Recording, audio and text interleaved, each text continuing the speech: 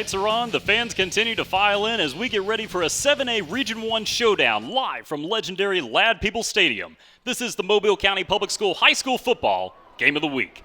Hello everyone, I'm Tim Finnegan alongside Howard McCain and Al Whedon joining us from the sidelines for tonight's showdown between the undefeated Theodore Bobcats and the ever-dangerous Davidson Warriors. And Howard, when you look at these two teams, two different ends of the spectrum, the Theodore Bobcats looking to go 4-0 for the first time since 2009, while the Davidson Warriors looking to bounce back after a loss to Spanish Fort last week. Yeah, and Davidson shouldn't feel ashamed at all about losing to Spanish Fort last week.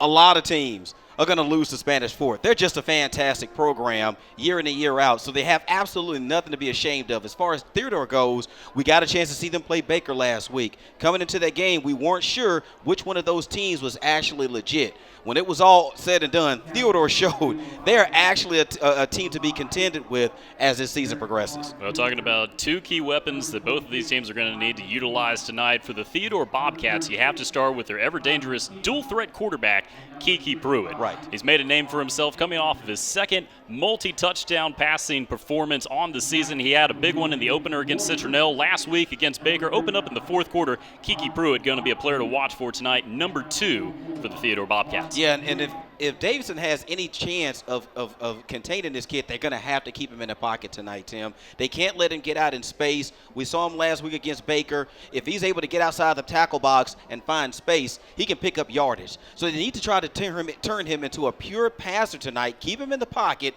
and hopefully force the kid into mistakes. If not, you know what's going to happen. He's going to give it all to his big running back, LaMichael Piron. Well, talking about running backs on the other side of the field, Fred Riley's got one of the best ones the Warrior program has seen in years. I'm talking about junior. Only a junior. Only a junior. Dante Edwards, 5'9", about 200 pounds, and as his head coach describes him, punishing. Yeah, a violent runner is what he called him, as a matter of fact. And what you're going to see when he runs, Tim, is when he goes into the line of scrimmage, the kid is going to get small. And what that means, they bend over at the waist, and that makes him a tougher target to try to bring down. So he's going to use his combination of size and speed to build up enough force to pound whomever tries to take this kid down. I would want to be a defensive back coming down out of the secondary trying to tackle that kid tonight. Well, when you look at these two teams, they're not just one of the best matchups in town, but it's probably one of the best matchups position-wise.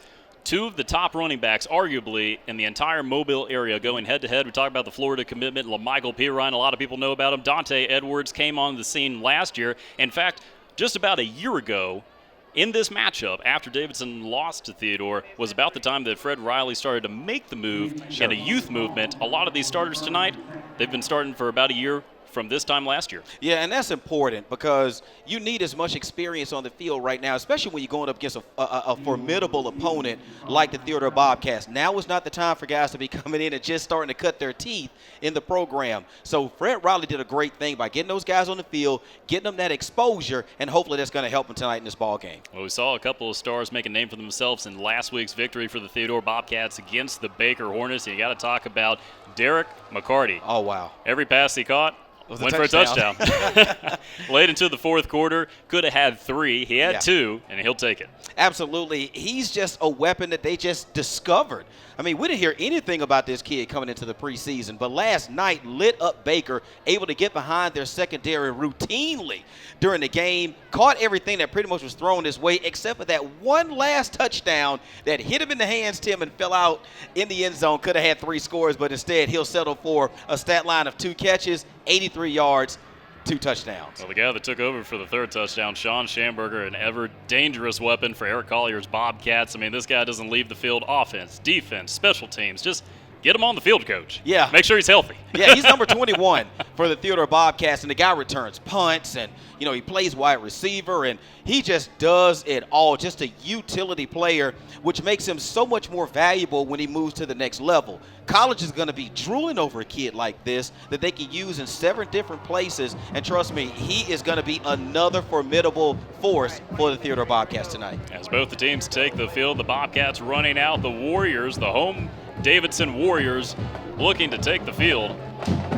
And we're getting ready for a 7A Region 1 showdown as Fred Riley's Warriors storm the field.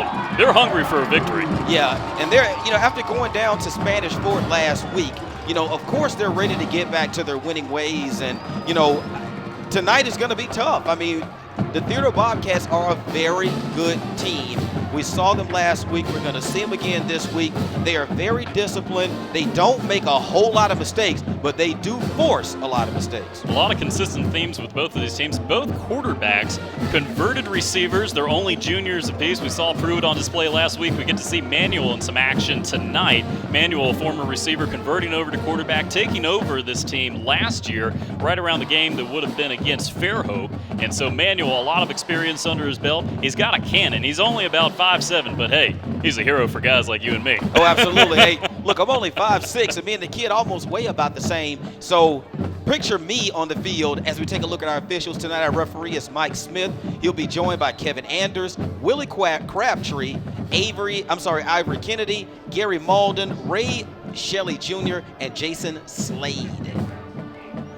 It's one of the most anticipated matchups throughout the entire week. We've got a lot of them on display, but for the game of the week for this week, the undefeated Theodore Bobcats putting their record on the line against the ever-dangerous Davidson Warriors. It's only week 4 of the season, but the anticipation has been mounting between these two schools, these two fan bases. Great coaching matchup. We're ready to kick off. Tim, at kickoff, our weather right now is about 76 degrees. 85% humidity, so that's not too bad. It's going to be a comfortable night in the stadium. Winds are right now out of the south at about 6 miles per hour, and our chance of rain as the night goes on, it increases, but right now sitting around about 15%. Bobcats looking to receive as Spence Shanlevane comes out and kicks this one off way back to Schamberger, and that's going to be a touchback to start things off. And that's not a bad way to start for the Davidson Warriors. A player as dangerous as Schamberger is, you do not want to give this kid opportunities or extra opportunities. We know he's going to get opportunities in the game tonight, but you don't want to give him extra opportunities to show off that speed, vision, and athleticism as we watch him trot to the sideline as the Theodore Bobcats offense makes their way onto the field. We talked about the weapons. Nelson and McCarty, the wide receiver that you need to keep an eye on. McCarty lined up in the slot for the Bobcats. Kiki Pruitt back in the shotgun formation with the ever-dangerous running back LaMichael Pirine right next to him. As the Bobcats start this opening drive from the 20-yard line, but a flag comes out. I believe we're going to have movement up front. This is going to go into Theodore Bobcats. Man, this is not the way to start the opening drive of this football game as we get the call here from our referee. Good ball. False start. On the offense, the lineman lifted his hand once the hands were placed on the ball. Still first down. Now he's talking about the center for the Theodore Bobcats, and like you said, once you place your hand on the ball, it cannot come off until you snap. So he pulled his hand off the ball, and that's going to go down as a false start penalty. 1st and 15 to start the game. Pruitt, 2 receivers to his left, 1 to the right. He's going to hand off to Pirine, and end around, and is going to be brought up by Derek McCarty. Evades the defender and brought down, tackled on the play. Kanan Sylvester, the junior safety, coming up to stop McCarty, but they're going to get some of those penalty yards back. Yeah, they're going to get some of those back, and not a bad play call. You're not that deep in your own zone, so if he was brought down behind line of scrimmage, you still have some real estate behind you. Even better job by Kanan Sylvester.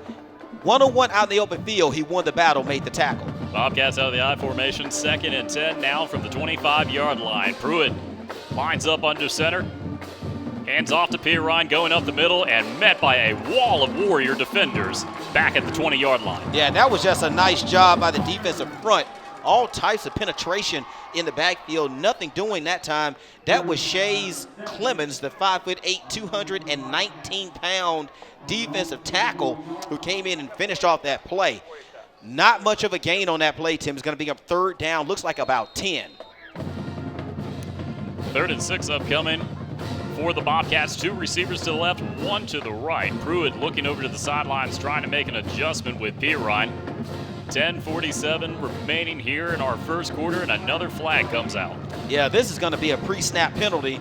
Most of the time, those pre-snap penalties are going to be on the offense. So we already had one pre-snap penalty in this drive for the Theodore Bobcats, which is a false start, and the center pulled his hand off of the football. So this is the 2nd penalty in this drive. Looks like this one is going to go against the Warriors. Encroachment, defense, still 3rd down. So, Tim, that's going to turn a 3rd and 6. I said 3rd and 10. I looked at the yard markers incorrectly. So that's going to turn a 3rd and 6 now to about a 3rd down and 1. Hey, that's makeable for this Theodore Bobcat offense. And they're bringing in some substitution. Interestingly enough, the sophomore nose guard, Tamaja Porter, coming in on the offensive line. We saw a little bit of this last week as Pruitt is back with plenty of blockers in front of him. Shifting over to the right side, he'll run that way, but he's going to be met by a wall of defenders and stopped in the backfield for a big loss on the play. Coming up from the linebacker position, LaTroy McClain coming up with a big stop there. Yeah, LaTroy McClain, as we take a look at the replay here, is going to shoot the A-gap, and he's actually able to get into the backfield, hit the running back, dropped him at least a yard short of the first down marker. So that's going to bring up 4th down and a punting situation for the Bobcats. Great job there by the defense. Theodore takes this one from the 15-yard line, punts it down, and it's going to be a fair catch taken by Davidson up at the 42. Not a bad call to take that fair catch, but Davidson has to be their defensive coordinator has to be happy with what happened on that series of downs, especially on that 3rd down play where they got so much penetration into the backfield thanks to LaTroy McClain Jr. able again to shoot that A-gap, Tim, get into the backfield, stop the running back well short of the 1st down. Marquise Manuel coming out for the first series for this Davidson Warrior offense. And we talked about the ever-dangerous number 20 running back, Dante Edwards, in the backfield. They're going to go to him early and often, you got to guess. Yeah, and he's a good-looking kid out there, too. You see him set back about 7 yards from the line of scrimmage. This will be a run play. And they're going to go straight to Edwards. He's got blockers, but gets hit from behind, and Theodore was waiting on it. Yeah, waiting on him was the big number 43. That's Detarius Nobles coming up from the linebacker position. Tim, he's 5'7", 180 pounds, and cat quick on that pursuit of the running back down the line of scrimmage. No gain on the play for the Davidson Warriors, Tim, so that's going to bring up 2nd down and 10. Ball sits on the 42-yard line of the Davidson Warriors. Talk about a lot of size for this Warrior offensive line. Only one of the 5 offensive linemen ticks under 300 pounds. Manuel comes out, hands off to Edwards, and met by a clouder of Bobcat defenders. Immediately, a minimal gain of maybe 1. Yeah, and that's Detarius Nobles. That's his 2nd tackle on this series of downs. Made a stop right at the line of scrimmage, Tim, on 1st down. That time, a minimal gain by the running back there for the Davidson Warriors. It's going to bring up about 2nd down and a long 8, 3rd down and a long 8 here for the Davidson Warriors. 8:28 remaining in the 1st quarter. Manuel looking to make some adjustments here after back-to-back runs. He's got 2 receiving options to his right, 2 to his left. A little bit of a bunch formation, but he's going to keep it himself on the quarterback scramble, and he's going to try to get some yards but go nowhere on the play, and that's going to bring up a 4th down for Fred Riley's offense. Yeah, first in on the stop was actually Tyler King, but Tyler King was not able to finish off the tackle. Bounced off of Tyler King and was actually brought down. I believe that was Arlen Robinson, the 6'3", 190-pound defensive lineman for the Bobcats. That's going to bring up 4th down, Tim. Little to no gain, maybe about 2 yards gained on that 3rd down. So it's going to bring up 4th down and long. So don't even think about seeing a fake punt here. Both of these teams testing each other early as J. Michael Riley comes out to punt this one for the Warriors.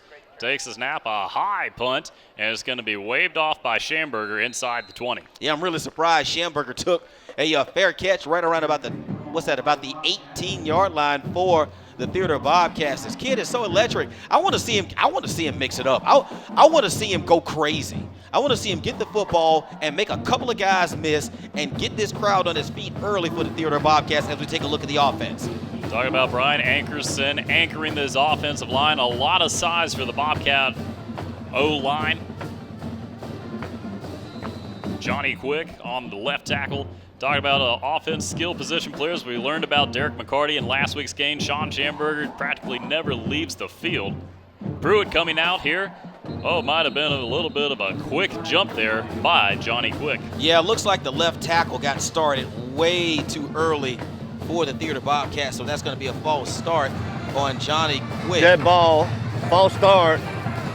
On the offense, it remains 1st down.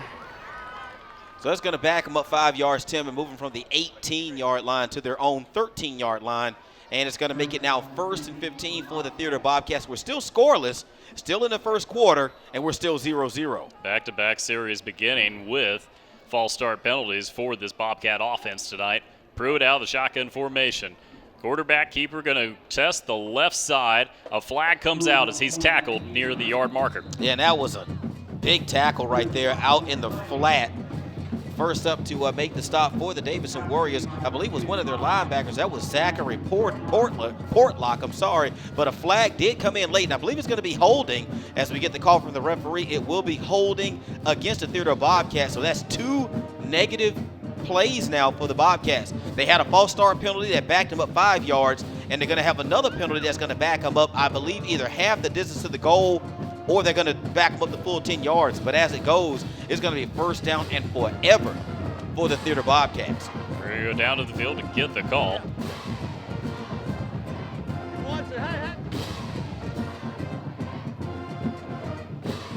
Okay, Tim, well, maybe we're not. Oh, says we have a... Have they? I don't think they've actually marked it off yet, have they? Either that or they were offsetting penalties. So they're not moving the ball. Well, but now okay, they are. Now they are. Okay, I was just wondering. A little bit of a delay there. Yeah, I'm just trying to figure out what's going on. On the offense, that's penalties half the distance to the goal. We'll replay first down. And that's going to put Theodore right at the 8-yard line.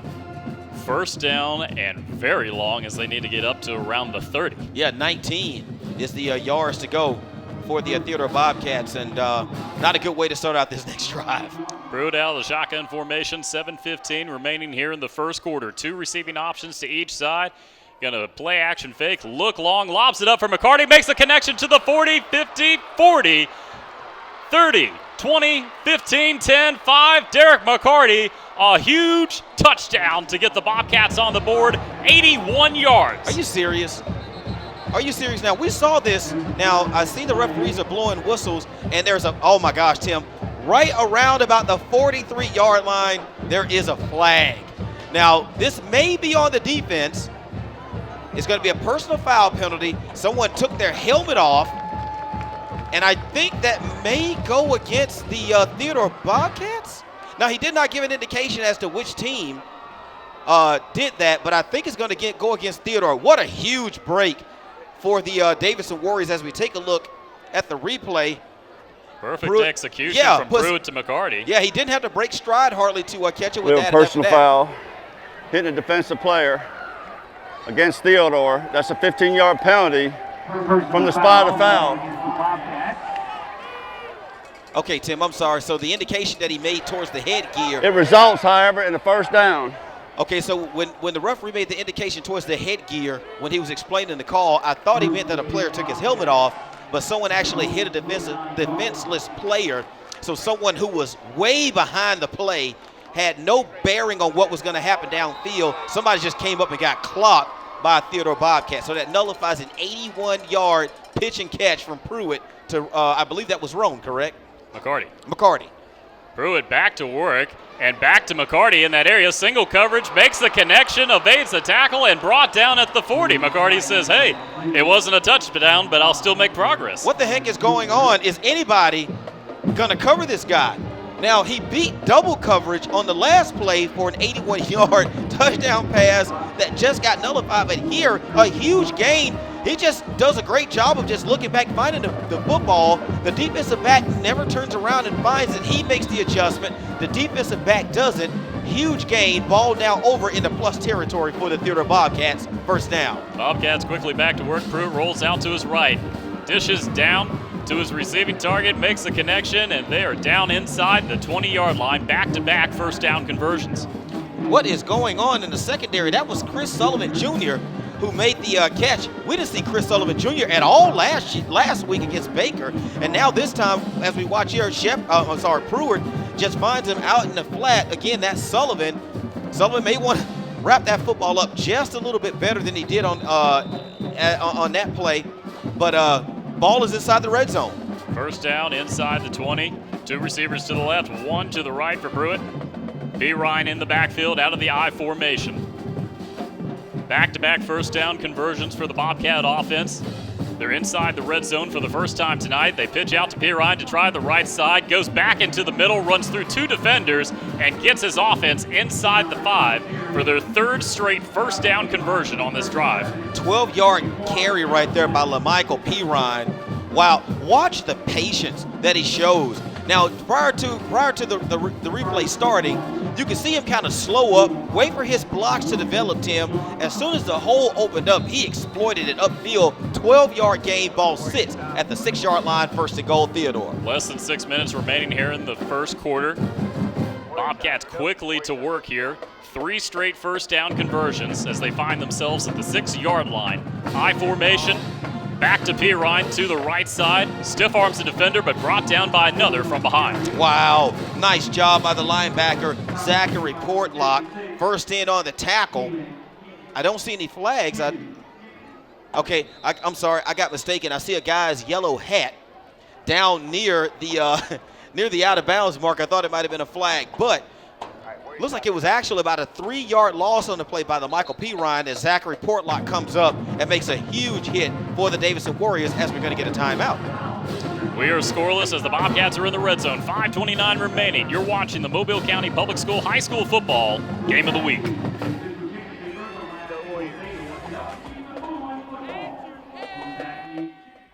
Do you have what it takes to be an Envision graduate? We are pioneering students to be all they can be, from 6th grade all the way to 12th grade. I definitely would recommend Envision to other students who feel the way I feel. They really work with you, and they've gotten tutors, and you have online teachers to talk to. It starts right here. It starts right now. Envision Virtual Academy. Enroll today. Welcome back to the Mobile County Public School High School Football Game of the Week. Tim Finnegan, Howard McCain, Al Whedon bringing you tonight's 7A Region 1 matchup between the Theodore Bobcats and the Davidson Warriors. Theodore at the 6-yard line, knocking on the door with 5 minutes and 29 seconds remaining here in first quarter scoreless action. And Tim, we saw it last week when Theodore played Baker. Theodore has a type of offense that eats up a lot of clock. And we saw them do that last week against Baker, and they're starting it off the same way here with the Davidson Warriors.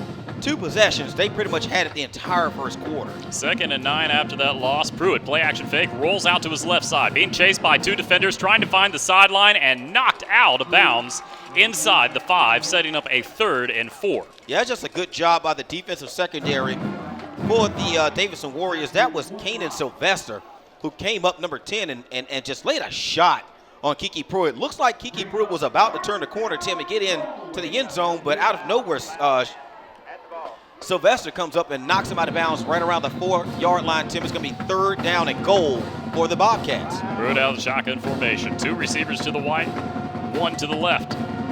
P. Ryan in the backfield as they take a look over to the sideline, making their adjustments. Their first trip inside of the red zone.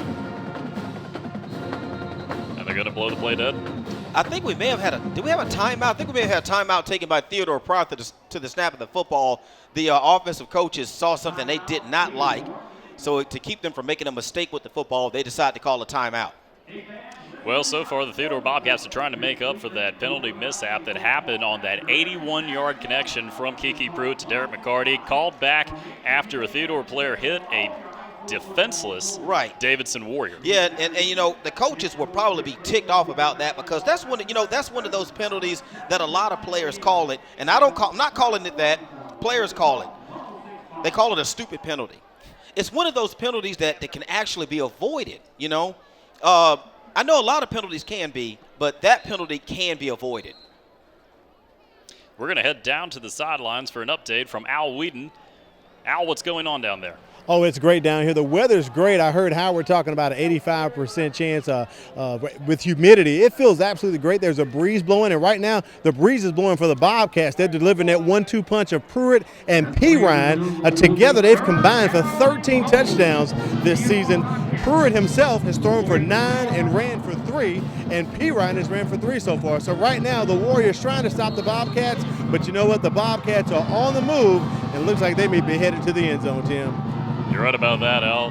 Very explosive to start tonight's game as Pruitt comes out, and a quick strike is going to be intercepted. Intercepted by the Warriors up to the 20 and going to be tackled from behind.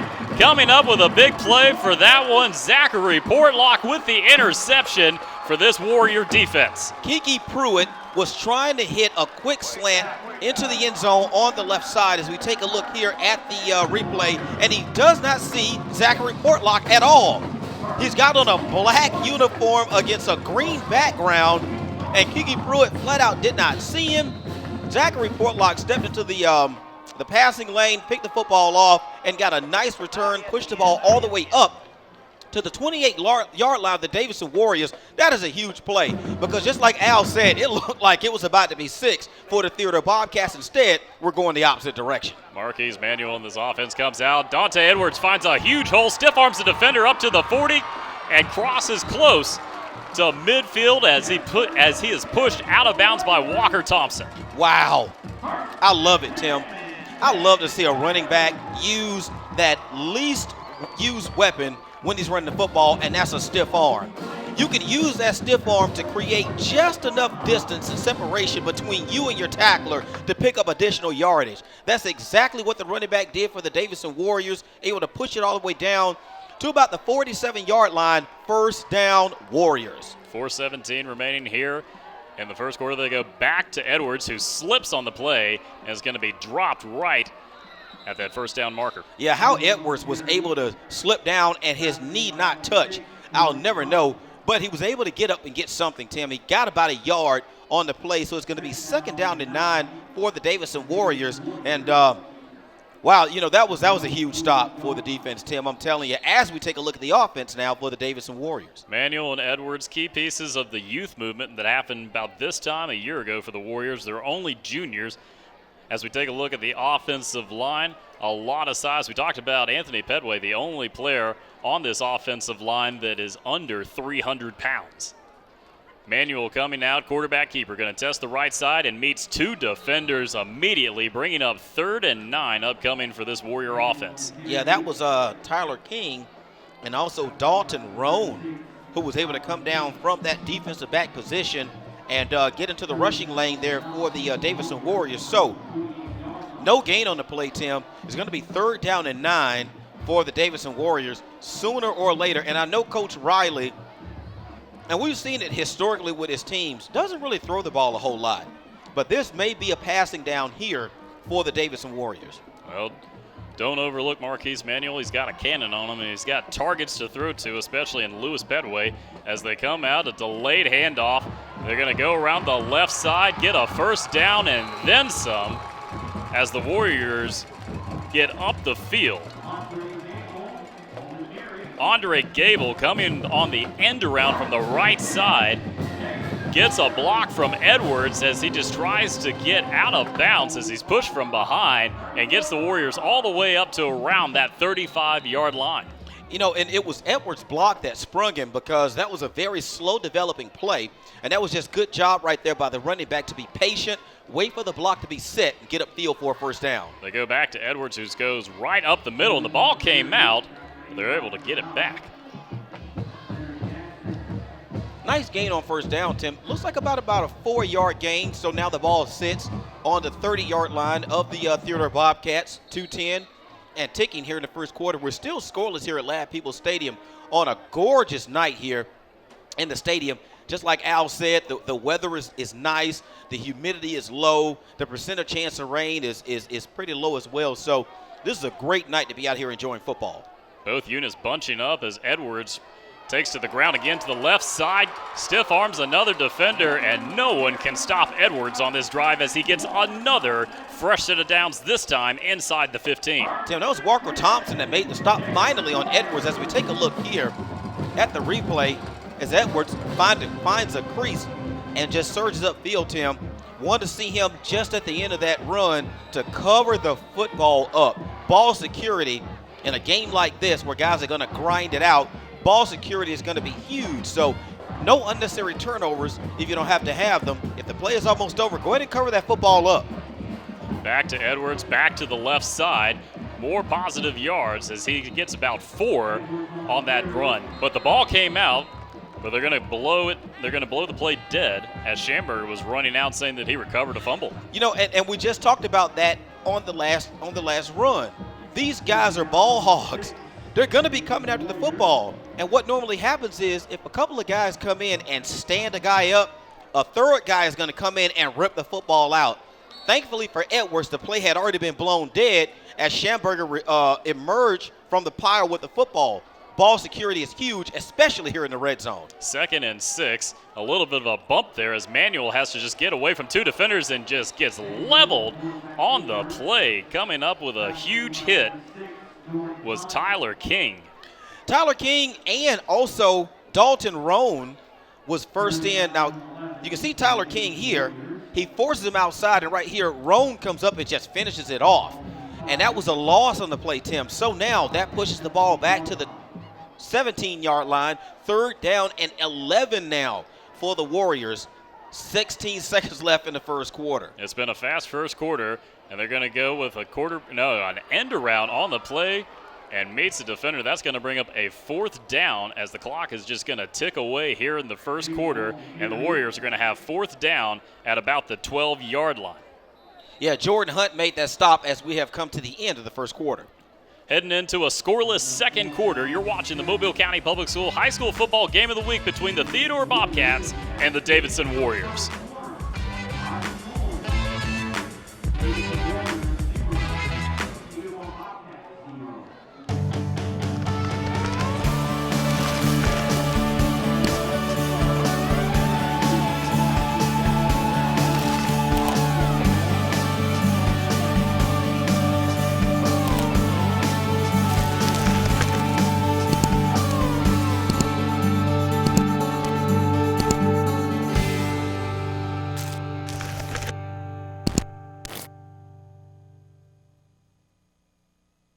I believe that the quality of education that I received at the Mobile County Public School system, I would give it an A+, an excellent education.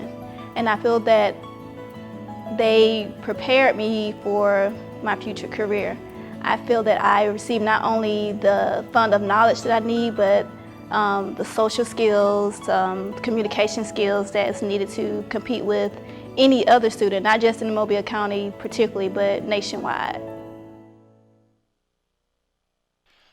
Welcome back to the Mobile County Public School High School Football Game of the Week. Tim Finnegan, Howard McCain, Al Whedon bringing you the 7A Region 1 matchup between the Theodore Bobcats and the Davidson Warriors. And it was a fast, scoreless first quarter heading into second quarter action, and both teams just running the ball a ton, Howard. Yeah, it was scoreless, but it didn't lack excitement.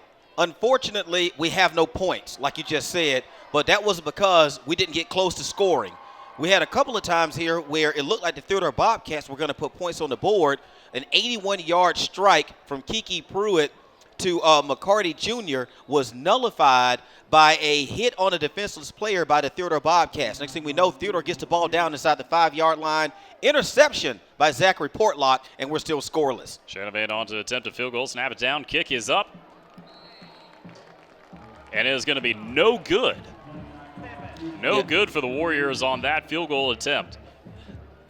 We're going to head down to the field with a report from Al Whedon. Al, what you got for us? Well, thanks, Tim. We do appreciate that. This first quarter pretty much is going exactly the way Davidson needs it to go. Marquise Manuel needs to play smart, minimize the mistakes, and keep feeding the ball to Dante Edwards. He's averaging 122 yards per game. So giving the ball to him, keeping the clock moving, that's actually helping the Warriors put up a good defense against the Bobcats tonight. Thanks, Alan. We talked about just how a quick battle it was in the first quarter. I mean, back-to-back weeks we've seen this as we see a quarterback change for the Theodore Bobcats starting this drive. They're going to go to Pirine, who goes around the right side, up the middle. The ball comes out, and Theodore's able to fall on it. Johnny Quick able to recover the fumble, which will give the Bobcats a first down, but another scare for this offensive unit. Wow. And how much have we been talking about ball security in this football game? These guys are opportunistic.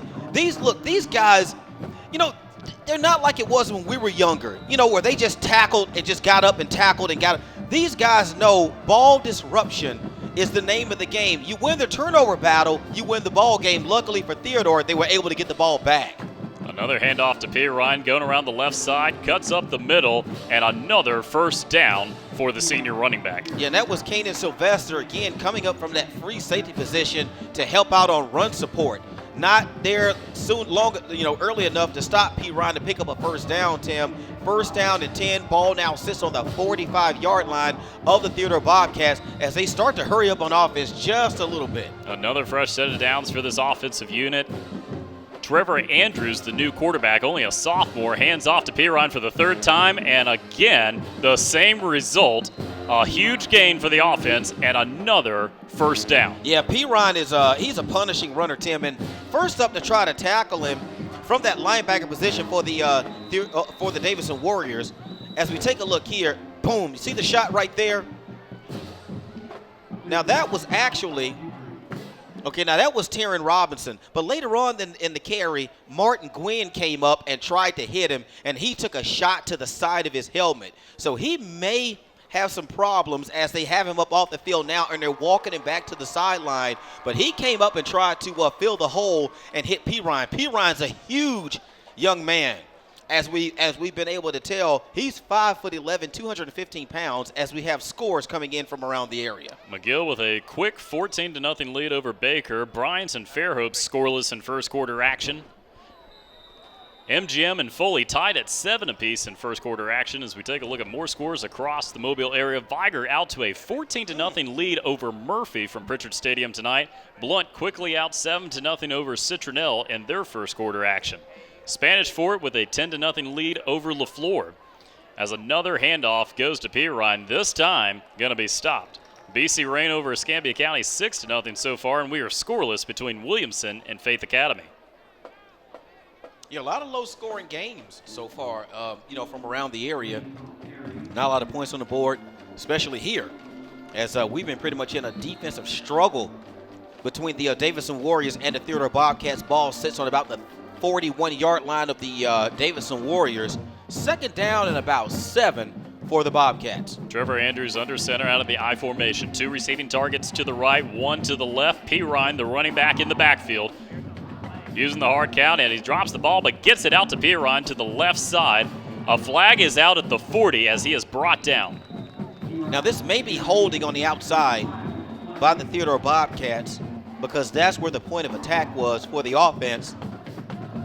But when that snap was bobbled under center by the quarterback, through the whole timing of the play off, through the timing off when the ball got to Pirine, looks like it's going to be holding is going to be the call here, as we're going to wait and get the indication here from our referee, Mike Smith. But I believe this is going to be holding. I take it back, Tim. It's going to be illegal procedure by the Theodore Bobcats. I did not see what the infraction was, but we will get the call.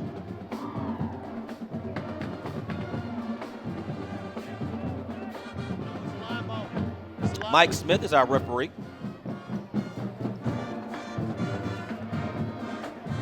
All right, we have an illegal formation on the offense. Replay second down. Tim, it must have been too many men in the backfield for the Theodore Bobcats. Either that or one of the receivers may have covered up a tight end on the play. But as it goes, it's going to be 5 yards. Back the other direction for the Theodore Bobcats. Ball sits on the 46. Second down and about 12 for the Bobcats. Andrews out of the pistol formation. Play action fake. Drops the ball on the ground, and Davidson will recover. Tim, we can't talk about it enough. I'm not saying I'm some type of prognosticator or some type of, genie. I don't know. Whatever I am. But we were talking about it earlier as we take a look at the replay. Ball security. Bad exchange there between the quarterback and the running back. And finally diving on the play and getting the fumble recovery is James Porter Jr. for the Davidson Warriors. And that's going to set Davidson up with great field position, Tim, right at the midfield stripe. Davidson now in the lead in the turnover battle, 1-0 over the Theodore Bobcats. Can Davidson make them pay? 2 big turnovers for the Davidson Warriors, an interception, now a fumble recovery, and they go back to their ever-powerful running back, Dante Edwards, who's going to get a 3-yard carry on the play as we tick down to 9 minutes and 30 seconds remaining here in the first half. You know what, Tim? I'm so glad you remembered that, because you're right. Zachary Portlock did get a pick down here on the other end inside the 5-yard line. So, yeah, that's 2 turnovers caused by the Davidson Warrior offense. Just like with that first turnover, wasn't able to do much with it, had to give the ball back to the Bobcats. Can they put together some plays here on offense and get themselves a score? Can Davidson do that? Manuel with a quick snap. Quarterback keeper has blockers up the middle and brought down from behind, but not until he picks up a fresh set of downs near the 35-yard line. Jordan Hunt in on the stop of the quarterback, Marquise Manuel, but not before he was able to pick up a first down, Tim. Positive yards, positive play, momentum right now with the Davidson Warriors. They're feeling themselves. They're sitting at the 37-yard line. As we take a look at the replay, nice job there by Marquise Manuel. Kiki Pruitt has had the ball so much tonight, I think like every quarterback is Kiki Pruitt, but good job by Manuel. Manuel, another quarterback keeper, this time to the right side, evades the defender, brought down from behind at the 30-yard line, and how about those juke moves? I know, right? It's called juice. Justin Hosea Williams comes in and makes the stop. Marquise Manuel with the football. Nice job on the play fake. Good job of that kick-out block right there, and he just makes a guy miss. That is his responsibility to make that first tackler miss, but couldn't get out of the grips of Hosea Williams. Picks up about 8 yards on first down, Tim. Second down and about 2. Ball sits at the 29-yard line of the Bobcats. 8 minutes remaining here in second quarter action. Bunch formation. Edwards in the backfield, and they're going to go to him as he goes right up the middle and gets stopped immediately. Yeah, just not a whole lot there on that left side, but he picked up about a yard, I believe, on that play. We did have a player for the Theodore Bobcats that came up out the pile, kind of limping a little bit. I believe that was Detarius Nobles. He was in on the stop. We actually combined on the stop with another player. Came out there just limping just a little bit at that linebacker position. Still limping quite a bit, Tim. I'm surprised he's still in the football game. But he's going to line up at defensive end. Third and short now for the Warriors. Play action fake, quarterback keeper, and that sneak up the middle is going to get a fresh set of downs for Fred Riley's offense. You know, nice ball control drive being put together here by the Davidson Warriors. They started this drive after a fumble recovery right at the 50-yard line. As we take a look here, Marquise Manuel just keeps the ball, goes up the middle, gets what he can, but most importantly, got down. Didn't take an unnecessary big hit that could possibly hurt him and get him out of the ball game. Ball sits on the 25-yard line, Tim. 7:16 left in the second quarter. We are still scoreless here at Ladd. Warriors go back to work with Edwards on the right side. Has blockers, breaks through, jumps over a defender, and out of bounds. Walker Thompson and Dante Edwards have been having a battle all night, and Edwards has the edge. And I'm just as impressed with that run by Edwards as I was with the lead block by Tavares Jones. We see Tavares right there, number 20.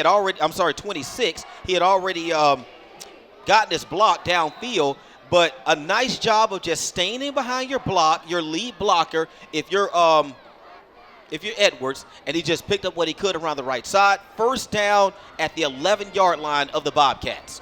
They're going to go back to Edwards right up the middle and stopped by Justin Hosea Williams and a pile of Bobcat defenders. At the rate we're going, by the time this ball game is over, Edwards is going to have about 50 carries. Okay? That's a lot. Tim, that's a lot of carries to put on the guy's back. They're going to have to spell him a little bit. I know that's probably not their MO on offense, Fred Riley's offense, because we've known historically Fred Riley loves the ground and pound game, and he's doing it tonight with Edwards. But at this rate, he is going to have about 50 to 55 carries by the time this game is over. Morris Coleman, the receiver up top, but Edwards gets the carry, and he's going to be stopped in the backfield.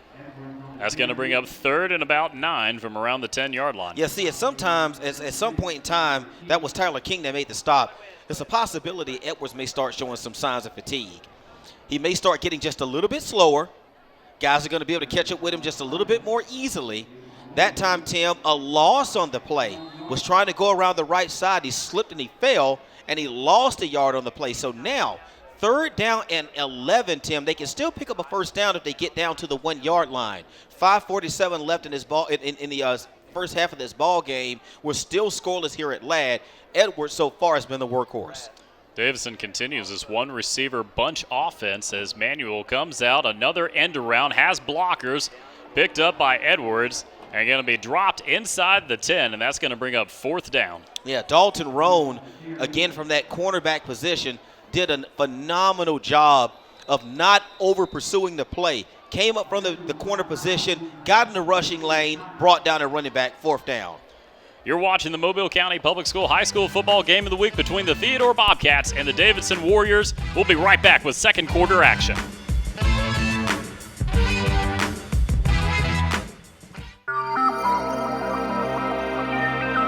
It's no surprise that the University of South Alabama's College of Education can prepare you for an exciting career in public education. But it may surprise you that this same College of Education can prepare you for an exciting career in a broad variety of fields, like these. Contact us today and let us show you the world of career opportunities that are yours through USA's College of Education.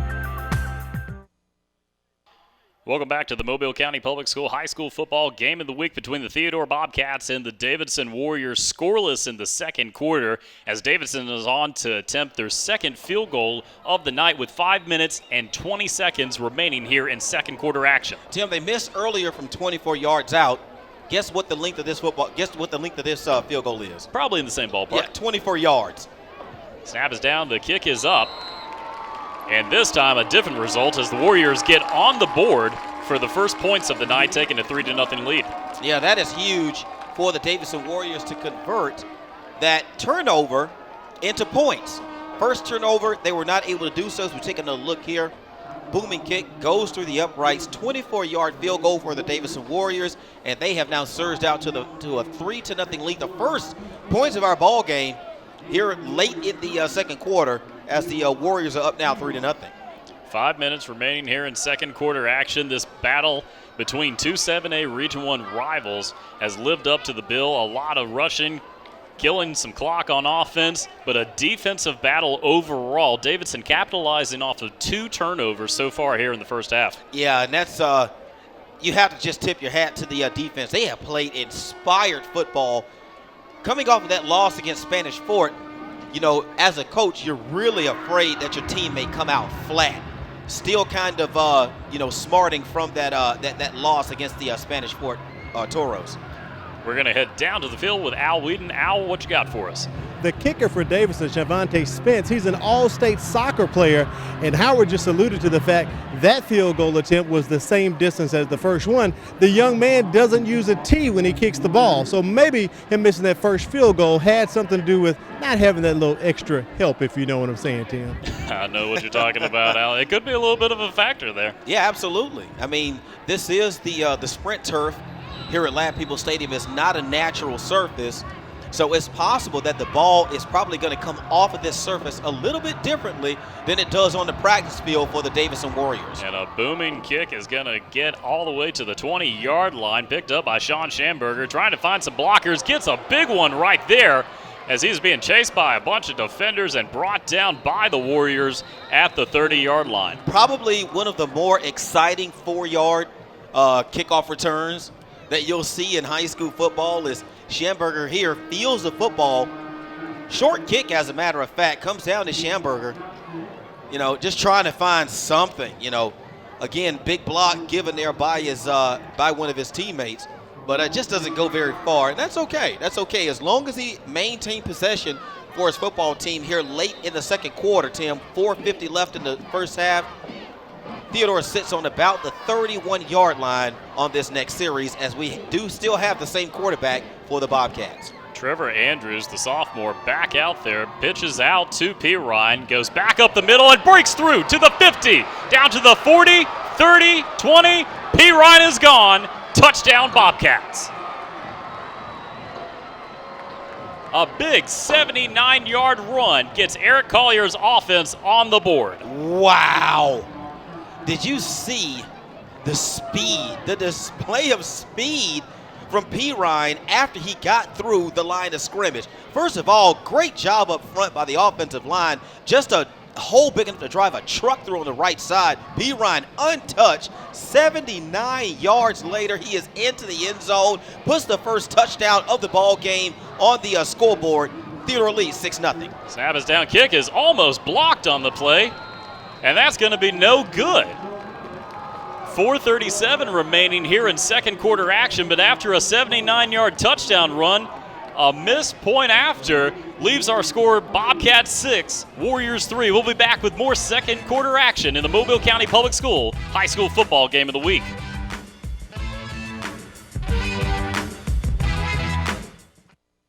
When I was in foster care, I never knew when I would have to move, so I always had my suitcase ready to go. Then one day, I was adopted. My new parents opened their hearts and home to me. My parents cook my favorite breakfast for me every morning. My parents take me on trips I never thought I would go on. They gave me a home and an even better reason to use that suitcase. My parents aren't perfect, but they're perfect for me. Welcome back to the Mobile County Public School High School Football Game of the Week. Tim Finnegan, Howard McCain, Al Whedon bringing you tonight's 7A Region 1 matchup between the Theodore Bobcats and the Davidson Warriors. Bobcats get on the board with a 79-yard touchdown run from LaMichael P. Ryan, but a missed point after leaves our score 6-3 with 4 minutes and 37 seconds remaining here in our first half. Daquan Johnson was lined up on the left side of the formation for the Davidson Warriors on that point after attempt by the Theodore Bobcats. Tim, he got very, very deep penetration.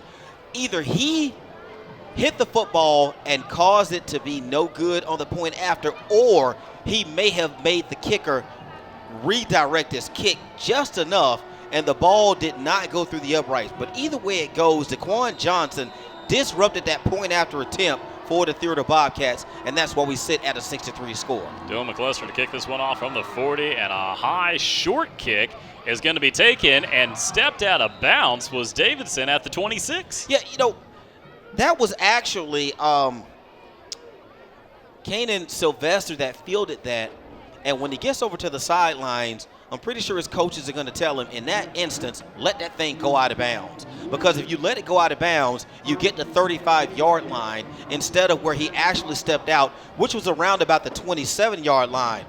Wasn't quite aware of where he was on the field. Had he known, I really believe that Sylvester would have allowed that to go out of bounds, Tim, and they will be starting this next set of downs at the 35-yard line. But as it goes, 1st and 10 for the Davidson Warriors. Ball sits on the 27-yard line. DeMorris Goldman, the lone receiver at the bottom of your screen as the Warriors come back to work.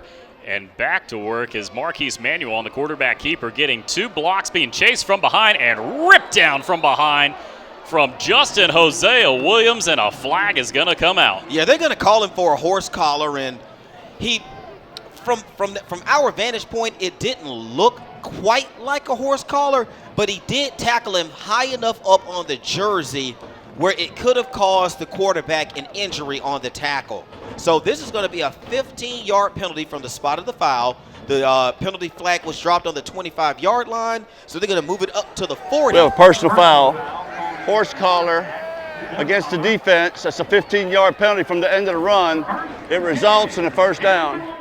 Justin Hosea Williams was the tackler on that play, and if you watch here, he's not going to actually get him around the collar, but he did grab him up high enough on the jersey, Tim, where you have to drop that flag. You have to drop that personal foul penalty flag on the defense, because I know this is a violent and tough and rough game. You still have to try to institute some player safety in the midst of this chaos. Fresh set down at the 40 as the Warriors go back to work with Edwards, who goes nowhere, right back at the line of scrimmage. Yeah, that's because Zachary Johnson, number 93, from that defensive line, was able to wrestle him down to the ground. Minimal gain on first down that time by Edwards, who, again, he has got to be – and I apologize to everyone that's listening and watching that I haven't been tracking it, how many carries Edwards has. He's well into the double-digit range. Play action fake, spinning around his manual and being spun around and tackled as he gets a minimal gain of about 2 yards on the play. Hey, Tim, there's a moth that's about the size of a small child with wings that's trying to get into the booth. Hey, can you go out there and shoo him away? Seriously, that thing could carry off a child, as big as it is. Wow. I'm sorry, man. That is such a huge distraction. I know I should be commenting on that. Nobody really cares about a killer moth trying to get in here at us. They care about the football game. Sorry, everybody. 3 minutes remaining here in second quarter action, and 2 flags just come flying out. Yeah, as quickly as that came out, I believe that's going to be something against the offense. I believe somebody might have gotten started a little bit earlier, but we're going to get the call here from the referee, Kevin Smith. Kevin. We have a dead ball, personal foul. Dead ball, false start on the offense. It remains third down. Does Kevin Smith like that personal foul call? I think he was more distracted by the moth. That thing's huge. It's still, listen, maybe if we shut off all the lights in the booth, then maybe he'll go find somebody else. 3rd and 11 now for the Warriors. Play action fake. Manuel looking to pass for the first time tonight. Single coverage on the outside and through the hands of his intended target, Andre Gable, the running back. He had him behind his defender and right through his hands, and he's got to be sick about that one. Tim, he was open. He got open late, did not beat his defender till way, way late in the route, but the ball was perfectly placed. You can see it was just over the head of the defender on that play, Leonard Gasson, but I believe that may have distracted the receiver just enough for him to drop it. Blame it on the moth. It's a killer moth. There is a difference. J. Michael Riley out to punt this one, and it's going to be a high punt all the way inside the 20 and touched by Schamberger. Whoa. It's a live ball as he is brought down inside the 5-yard line. That's a dangerous move, and he knows it. Yeah, that's why he's slow to get up off the field, because he's beating himself up right now. He should have just let it go. But I understand why he tried to field it, because it takes a Davidson bounce. Well, I think he was trying to avoid it, and he almost just kind of reaches up for it. Well, I think just his he just reacted to the football. But I think that he was trying to knock it down to keep it from trickling further towards the end zone, but didn't keep in mind that that's a live football, Tim. So now he's put his offense in a very, very bad spot at their own 3. Trevor Andrews out in the I formation. Pirine deep into their own end zone. Kiki Pruitt has yet to return to the game. We'll see if Al can find out what happened to him. Andrews has 2 receiving targets to his left, 1 to the right. And a miscue with the ball down there and just a pile up. Yeah, they were lucky to get back on top of the football after that problem right there at the center quarterback exchange. Looks like he may have lost about a half-yard on the play, Tim, as we're going to get a timeout, I believe. It's going to be taken by Theodore. That's a very good timeout to settle these guys down before something bad happens with the football deep in their own zone and late in the second quarter. Take a look at some scores from around the Mobile area tonight. Scoreless between Williamson and Faith Academy. Spanish Ford up on LaFleur 21-7. McGill with a 14-0 lead over Baker in first half action. Yeah, Baker's struggling right now. Baker has actually lost 2 games in a row, and we did broadcast those last couple of games. MGM over Foley 21-7 is Brian Seymour's unit tonight. It would be so easy to look at some of these scores, especially that Mary G. Montgomery Foley score, and just say, wow, what a surprise. On any given Friday. On any given Friday, a team that you don't expect to win can jump up and win a football game. 7A Region 1 is the SEC of high school football, Howard. Every game matters. The SEC West of high school football. Andrews drops back to pass, looks long, fires out for McCarty. Single coverage, makes a connection to the 50, 40, back into the middle, 30, 20, speeds away from 2 defenders. Derek McCarty, no flags on the field. This time gets on the board, a 97-yard touchdown. All he does is just make big plays. That's all he does. He doesn't catch anything short. He doesn't catch anything in an intermediate route. This kid just makes big plays. That was a perfectly placed football by his quarterback, and he just makes a wonderful adjustment on the football. We saw that on the 81-yard touchdown pass that was actually called back. He actually makes a great adjustment on the football. The defensive back doesn't. 97 yards later, the Bobcats extend their lead.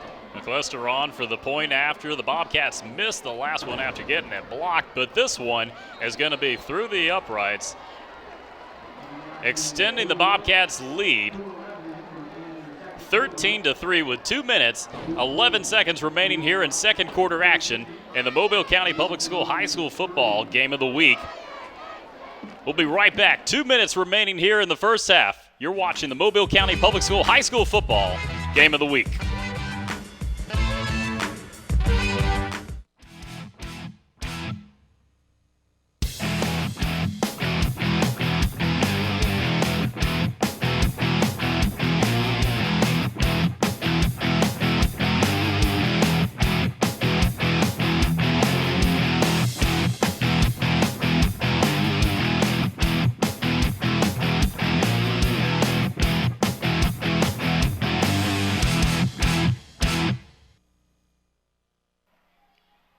Welcome back to the Mobile County Public School High School Football Game of the Week. 2 minutes, 11 seconds remaining here in second quarter action. An explosive second quarter for the Theodore Bobcats as they capitalize off of their second touchdown of the night. This time, a 97-yard connection between sophomore quarterback Trevor Andrews and senior receiver Derek McCarty. You know, I don't know much of anything that's going on, and let's see if they'll let this one go out of bounds. They will not. It'll be fielded. Warriors bringing it up the sidelines and pushed out of bounds at the 40. Tyler James bringing it up the field for Davidson. Howard, tonight, the Bobcats capitalizing off of two huge touchdowns. The big run from Pirine, the big reception from McCarty. It was his second one of the night. 2 weeks in a row, Derek McCarty could have had more touchdowns, but last week it was dropped. This week, teammate dropped. 2 weeks in a row, he could have had 2 touchdowns. He had an 81-yard touchdown that was nullified by a hit on a defensive player, so that brought the football back. But now a 97-yard touchdown pass from Andrews to McCarty. And as a defensive back, when they're backed up in their end zone like that, you can't give that wide receiver a free release. You got to jam him. You got to throw off the timing on the play. He did it. 97 yards, touchdown. Quarterback keeper as Manuel is just stopped for a huge loss in the backfield. That's going to be about 7 yards. Sean Schamberger leading the way on that stop. Wow. He's such an electric player. He pretty much just plays with just a lot of reckless abandon. You know, they showed blitz. They brought the safeties up towards the up close to the line of scrimmage because they don't think Davidson is going to throw the ball. Edwards just going to fall forward, try to get some yards on the play. Gets back to the 40-yard line on a 2-yard gain. Yeah, it looks like he may have. Yeah, it looks like he picked up about 2. You're absolutely right, Tim. So 3rd down and 11 here for Davidson. 1:20 left in the first quarter. You don't want to give the ball back to Theodore going into the half, and they still have all their timeouts. Back to Edwards, and same result, stopped for a minimal gain. He tries to fight his way forward. A little bit of a shove there, but still going to be short of that first down marker as they are stopped at the 48-yard line. Now, this is decision time for Davidson. Now, are they going to hold the football, which I would do? If your intention is to punt, let the play clock run out. Take the 5-yard penalty.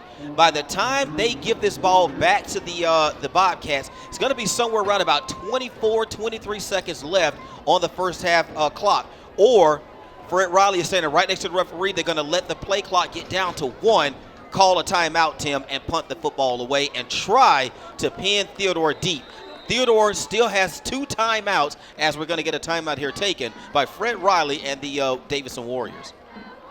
Is the Warrior headset coming across with our broadcast? I don't know. You know, they had an issue like that last night in the Patriots Steelers. Yeah, now they're talking. Yeah, now they're talking about headgate, headgear gate, and all this kind of stuff, man. So you're calling the plays for the Warriors over here. I don't know. Maybe they're watching the broadcast. Maybe somebody has their smartphone down on the sideline, and they're paying attention to what we're talking about. We're going to take a look at this replay as Andrews deep in his own end zone.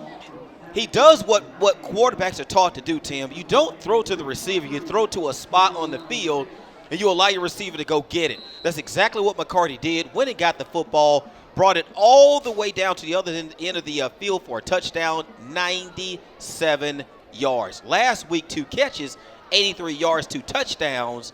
Tonight, 1 catch, 97 yards, and a touchdown. So you're saying he's doing okay? I believe his mama like it. I believe his mama likes it. I really do. Well, I'll tell you, if you want to make an impression on your coaches, Trevor Andrews, only a sophomore. If you need some confidence about being a future option at the position, you come away with a 97-yard touchdown that gets your team the momentum and the lead. But I'm super curious to know what happened with Keke Pruitt. We still haven't seen him at all in the second quarter. Trevor Andrews has done an admirable job of filling in. His stat line is going to be pretty good. He already has a touchdown pass, something that Keke Pruitt did not have before he went out of the ball game. But I'm really curious to know, is he injured? Did they take him out due to ineffectiveness, which I seriously doubt because he's a quarterback they practiced with all week. So I seriously doubt they took him out for ineffectiveness. So hopefully Al can find something out for us, or we'll ask around here up in the booth also. Maybe somebody knows something about what happened to the playmaking quarterback for the Bobcats. 16 seconds remaining here in second quarter action. Bobcats with a 13-3 lead as they have the ball around the 20-yard line. Pirine shifts over to the left. 2 receivers on each side. Play action, pump fake, and another connection to McCarty, and leveled immediately as he stays in bounds.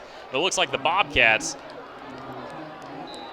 with 2 timeouts remaining. Gosh, man, this is a sign you don't want to see from this kid. Now, he made the catch, Tim, but he did a bit of a split right there. And his right leg kind of got caught underneath him. And when he got up after the plays, we're going to have a timeout taken on the field. I believe that's going to be by Theodore. McCarty got up limping. And as he makes his way to the sideline, he still has a noticeable limp. So something happened with that right knee on that catch. So hopefully they can get him taped up and everything, and he'll be ready for the second half. 9 seconds left. I won't even have the kid on the field right now. I just give the ball to LaMichael Pirine and go into the locker room up by 10 over the Davidson Warriors. I don't know. You've had success throughout the year. You got 9 seconds, 1 more timeout to go. Why not air it out? Yeah, but if you do that, you run the risk of possibly getting a pick, and maybe, just maybe, Davidson can bring that thing back for a touchdown. I just think you play it safe. I think you just give the ball to LaMichael Pirine and let him pick up what he can. Take a look at some scores around the Mobile area. McGill and Baker 14-0 in first half action. Blunt 21-7 over Citronelle right now. Spanish Fort 26-0 over LaFleur in first half action. McCarty not on the field, Tim. Faith Academy up 6-3 over Williamson as Andrews comes out and fires long, makes a connection right up the middle to the 20, inside the 15, and dropped 1 second. No, the clock runs out. And that looks like it's going to end our first half.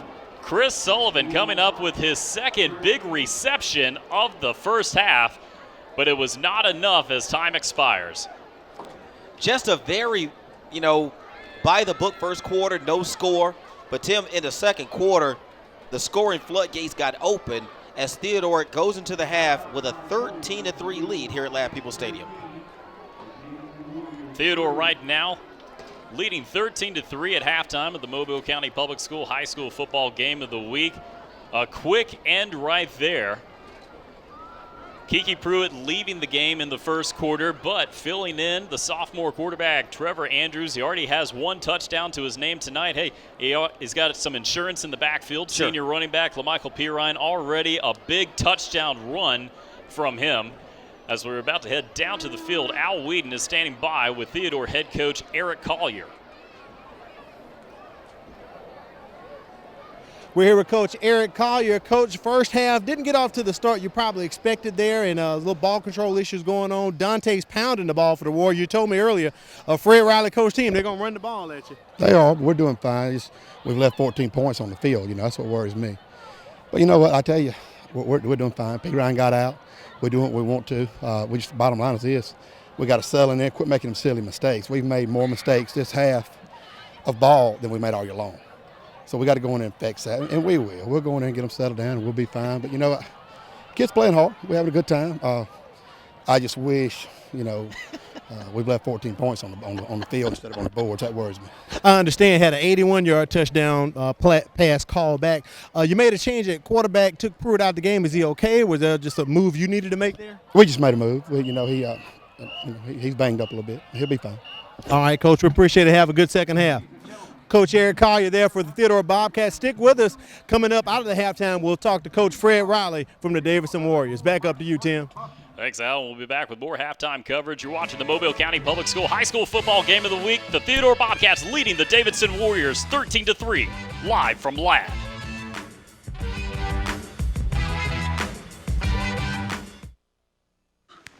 Look at me. Hey. Raymond, look at Mommy. Maybe the light hurts his eyes. Maybe she's just not hungry. Maybe he can't hear us. Maybe we're not stimulating him enough. Maybe it's a phase.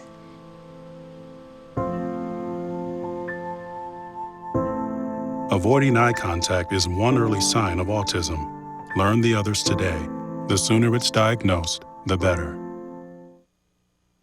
Do you have what it takes to be an Envision graduate? We are pioneering students to be all they can be, from 6th grade all the way to 12th grade. I definitely would recommend Envision to other students who feel the way I feel. They really work with you, and they've gotten tutors, and you have online teachers to talk to. It starts right here. It starts right now. Envision Virtual Academy. Enroll today.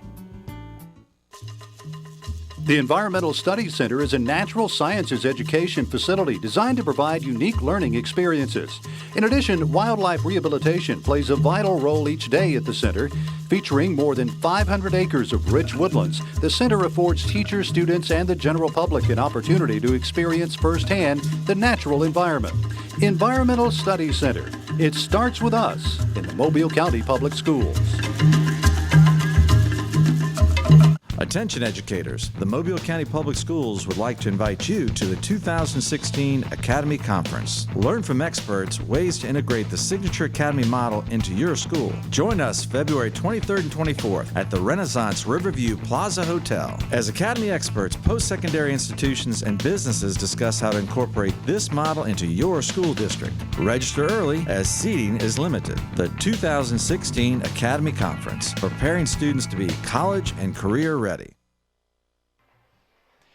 Welcome back to halftime coverage of the Mobile County Public School High School Football Game of the Week. The Theodore Bobcats leading the Davidson Warriors 13-3 here at halftime. Tim Finnegan now joined by a very special guest, Mr. Lewis Copeland, the principal at Davidson High School. How are you doing tonight? I'm doing well. Thank you. Well, you know, been a hard-fought battle here in the first half. How are your Warriors doing? The Warriors are fighting hard. Theodore's had 2 big plays, but the Warriors won't give up. They'll be fighting to the very end. Now you got a lot of exciting programs happening at Davidson High School. Talk about it, the engineering programs for so long, a lot of success. What can you tell us about that? Our engineering program is going extremely well. We've had that program about 10 years. We have a number of students in it. We're placing a lot of students at universities on scholarship. It's along with our International Baccalaureate program where we're placing kids with college credit. They're going free, and it's a very good program, doing very well. We have kids in that program from all over the county for that program. So we're excited about it, and the kids are really benefiting from it. Talk about just the balance. We know about a lot of the success on the field for athletes, but talk about the balance for student athletes from an overall perspective here at Davidson High School. Well, these students are involved in a lot of activities. We've probably got 250 kids here tonight just in this football and band program. But we have over half of our school involved in some kind of athletic program. And then many other students involved in all kinds of clubs and activities. So we encourage our kids to get involved in something other than just their schoolwork. But our stress is on schoolwork, and our kids are doing very well. Just this week, it was publicized that we have 3 national merit semifinalists in our student body, which we think is quite well because there are only 6 in our school system. So Davidson we feel pretty good about having 3 of those. Already getting students college and career ready. We talked about Signature Academies happening with the Mobile County Public Schools system. You have a Signature Academy coming up. We do.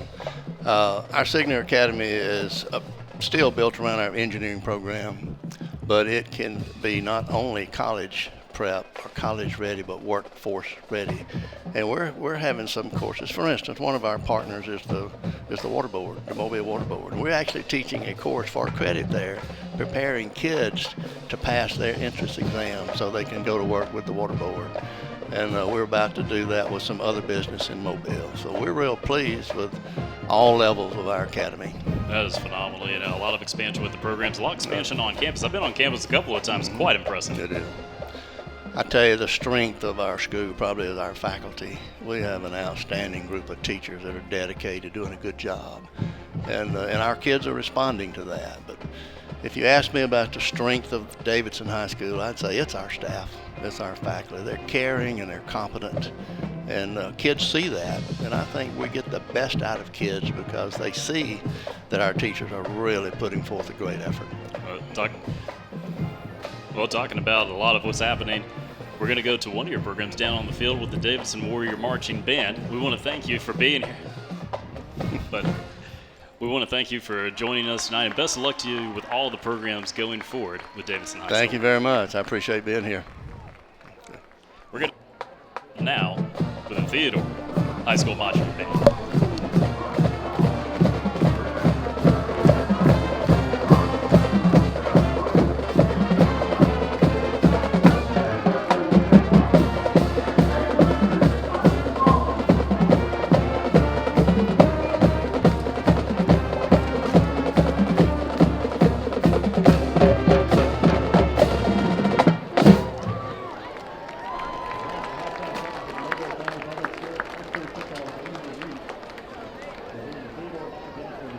Warriors.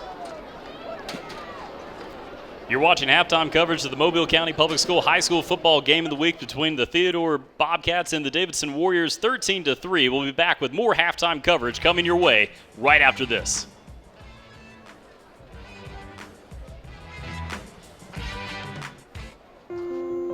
I love taking care of my mom. It wasn't easy at first. She learned how to better communicate her needs. And you learned how to not ignore yours. I discovered how to make healthier meals. And I discovered how much I enjoyed them. Becoming a caregiver is a learning experience for everyone. Find articles, tips, and tools from experts and others who have been in your place.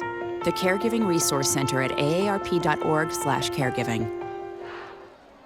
Thanks for coming in for the interview. Oh, yeah, of course. All right, we got your personal references, your resume, high school diploma or equivalent.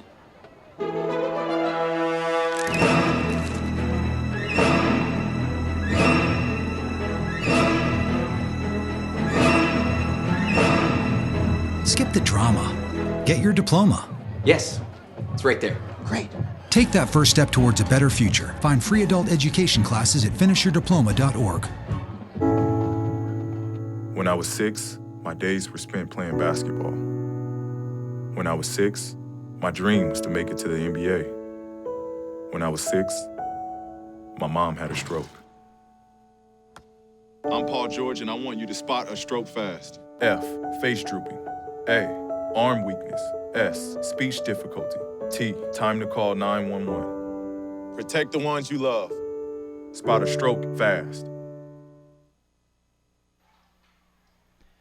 Welcome back to halftime coverage of the Mobile County Public School High School Football Game of the Week between the Theodore Bobcats and the Davidson Warriors. The Bobcats up 13-3 as we head down to the field with the Davidson High School Marching Band.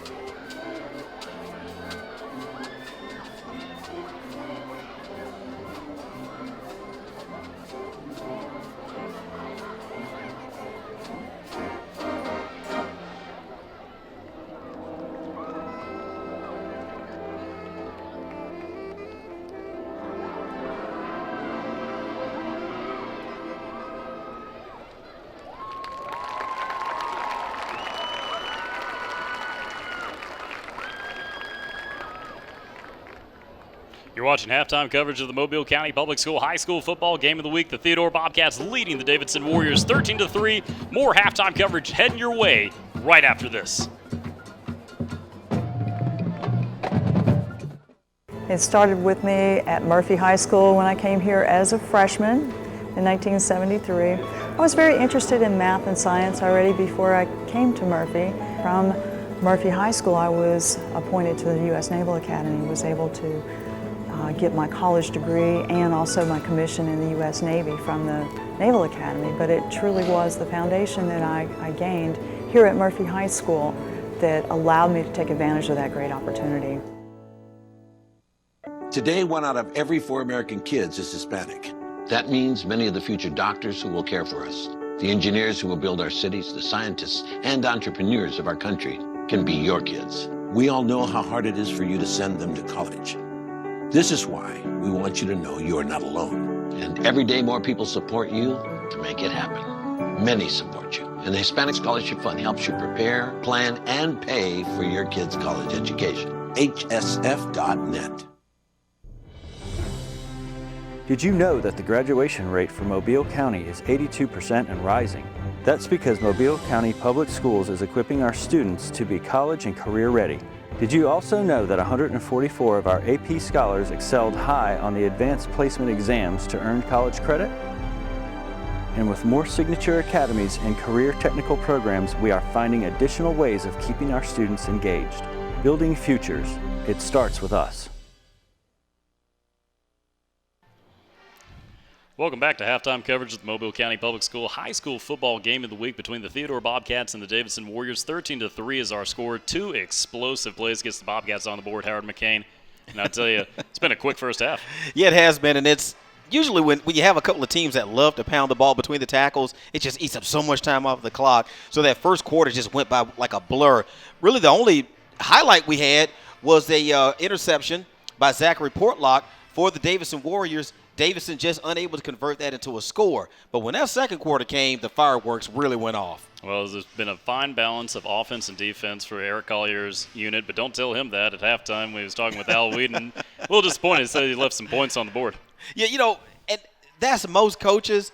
It's so funny. A lot of times your team can have a great first half, a great game, but that coach is never satisfied. It's never enough. It's they want complete perfection, and you're not going to get that from these high school kids. So I can understand them being a little exasperated because his team didn't quite capitalize on all of their opportunities. But there's another half of football left to play, Coach. So just get them in the locker room, talk to them about what they did wrong, get them back out here and get them saddled up for the second half. Well, they continue to have a balanced approach, and there's a balanced approach in the high schools for all of the Mobile County Public Schools in the system as we look every week to highlight a scholar student athlete. And this week we have the Gulf Coast Federal Credit Union Mobile County Public Schools scholar student athlete coming from LaFleur High School and Mr. Chester Williams. Yeah, again, we've been highlighting these kids for their achievement in the classroom as well as their achievement in whatever sport that they've chosen to participate in. And I think that's just a phenomenal job to just strike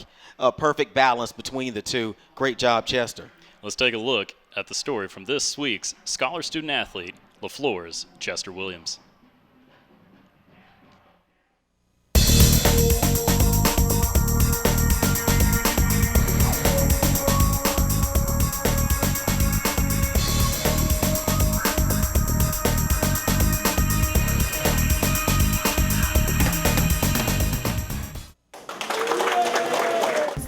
Privilege and an honor for me to be his mom because he has always exemplified good characteristics, in terms of being a team player. He loves his coach, and of course he loves his school. He's no problem around the school. He's going to do what he's supposed to do. He's going to be where he's supposed to be, and it doesn't surprise me that he's been selected.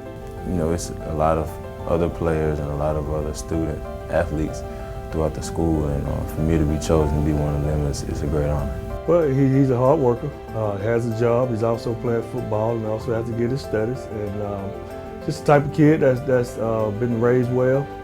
We like everything about him. I think he has like a 3.2, 3.3 GPA. So it says a lot for a kid that has a job and also, is playing sports. We always stress academic first. Make sure you put your grades first before anything. And he has done a good job of that. You have to be disciplined. You have to be able to balance the two and prioritize things that you do. Say I might not be able to go to the mall with my friends or go to the movies. I have to stay and study for a test or review more film for the next game. You have to be disciplined. He's one of our leaders, and the kids love him to death because he's a hard worker. He's not one of those vocal guys. He's one of those guys that lead by example, and the kids love him out there. I think the key to being successful is listening, really more than talking, and listen to your elders and your adults, and make sure, because they went through everything that you're going through right now, so you have to pay attention and listen.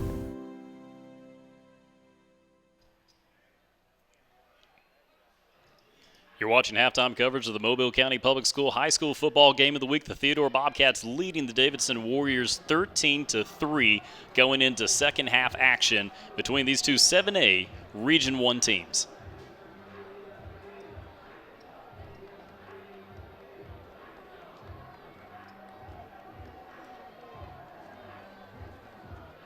The Environmental Studies Center is a natural sciences education facility designed to provide unique learning experiences.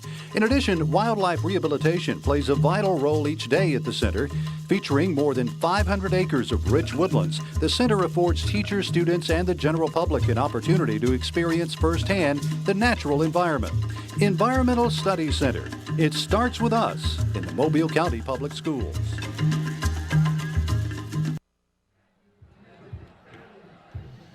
We're live with Coach Fred Riley. Coach Riley down 13-3 at the half here. You had 2 turnovers, didn't seem to capitalize. What are you talking to your guys about at halftime there? I think we're doing some of the same things this week that we did the first 2 weeks, and that's understanding that playing hard and playing fast and playing with great enthusiasm is only 3/4 of the equation. You got to play smart too. And we've made some mental mistakes on both sides of the ball that just almost to the point where our enthusiasm has gotten the best of us, and we don't see with nice clear eyes and make the plays we need to play. I thought physically we got after them really good, but we overrun the toss sweep. We get beaten a 99-yard touchdown pass when we're in the wrong coverage. We jump off sides in a play. We're down here in the red zone, have 2 missed assignments. So much of it's self-inflicted, but we just got to play through it. All right, Coach, we do appreciate that. Thanks so much. Back up to you, Tim.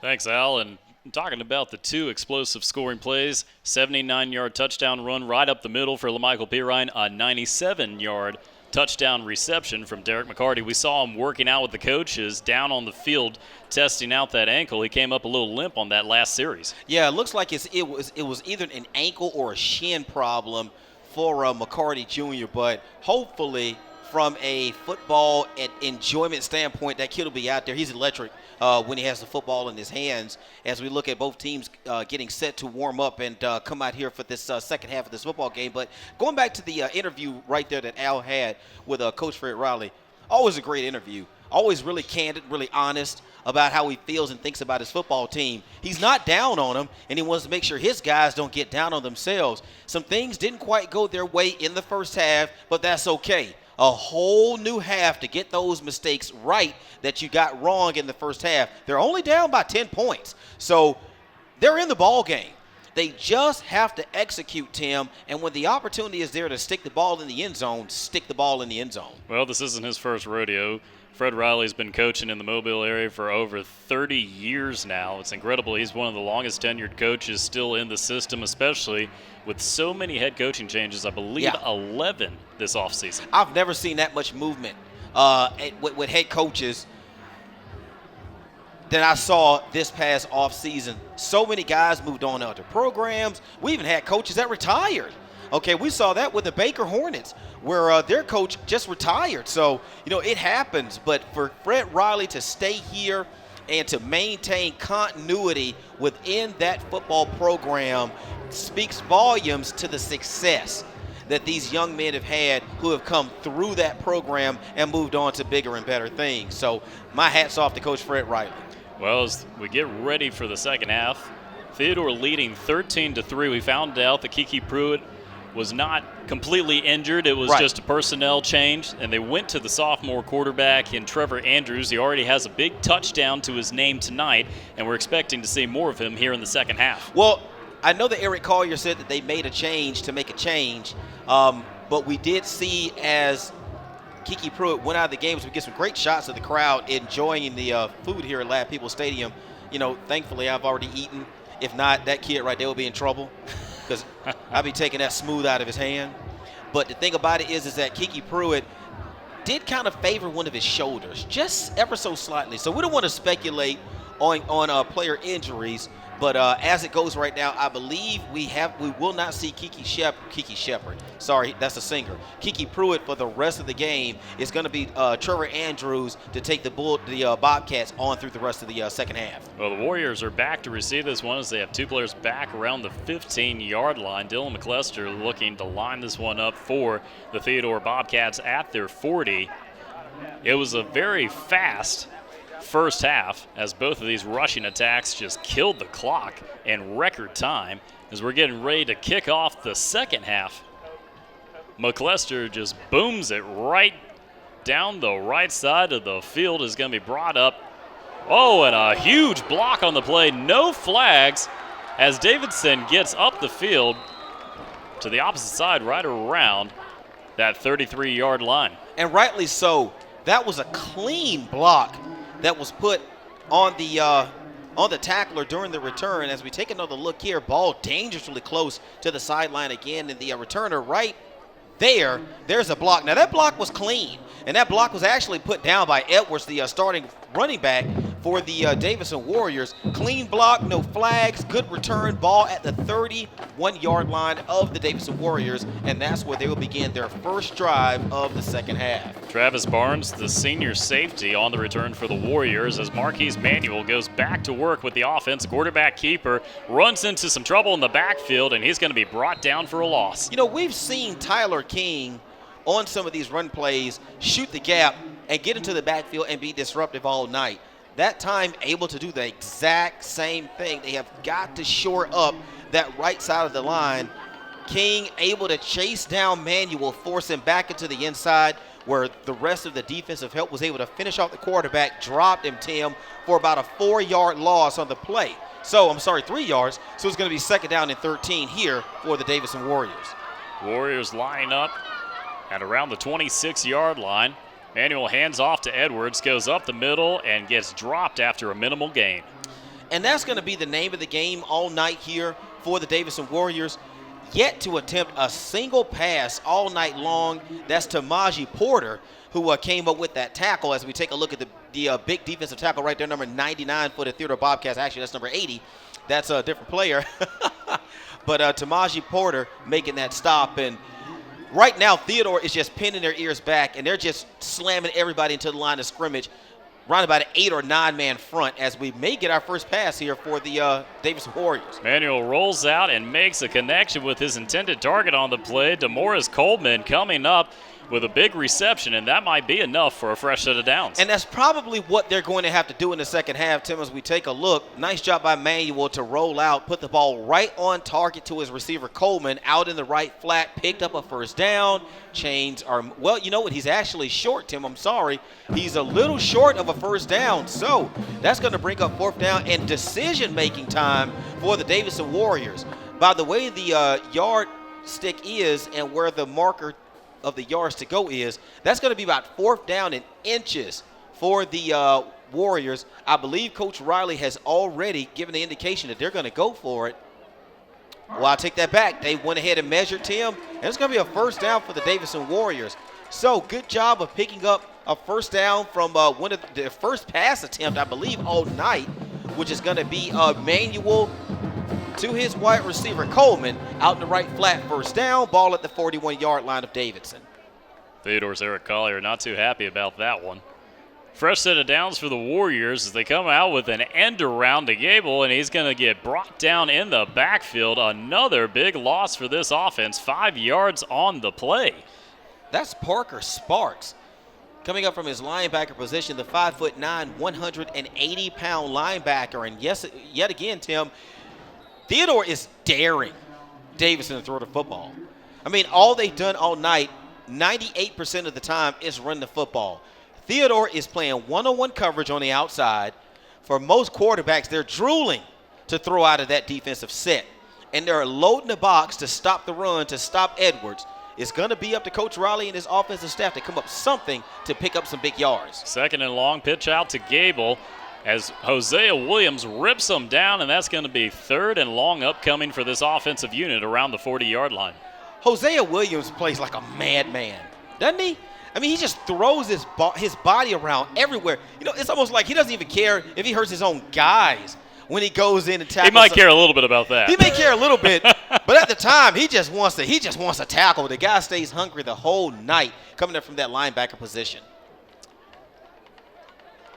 Third and about 13 for the Warriors. 9 minutes remaining here in third quarter action. Play action fake. Manuel looking long, fires out to his intended receiver, and broken up on the play. A flag comes out. Both players were kind of fighting for it there.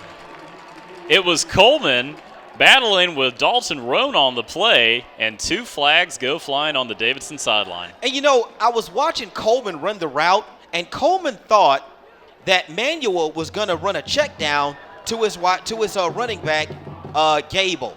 But Gable did not look around for the football, so Manuel came off of Gable and looked for Coleman. Coleman gave up on the route. He slowed down. Then he looks up in the air. Defensive pass interference on the defense.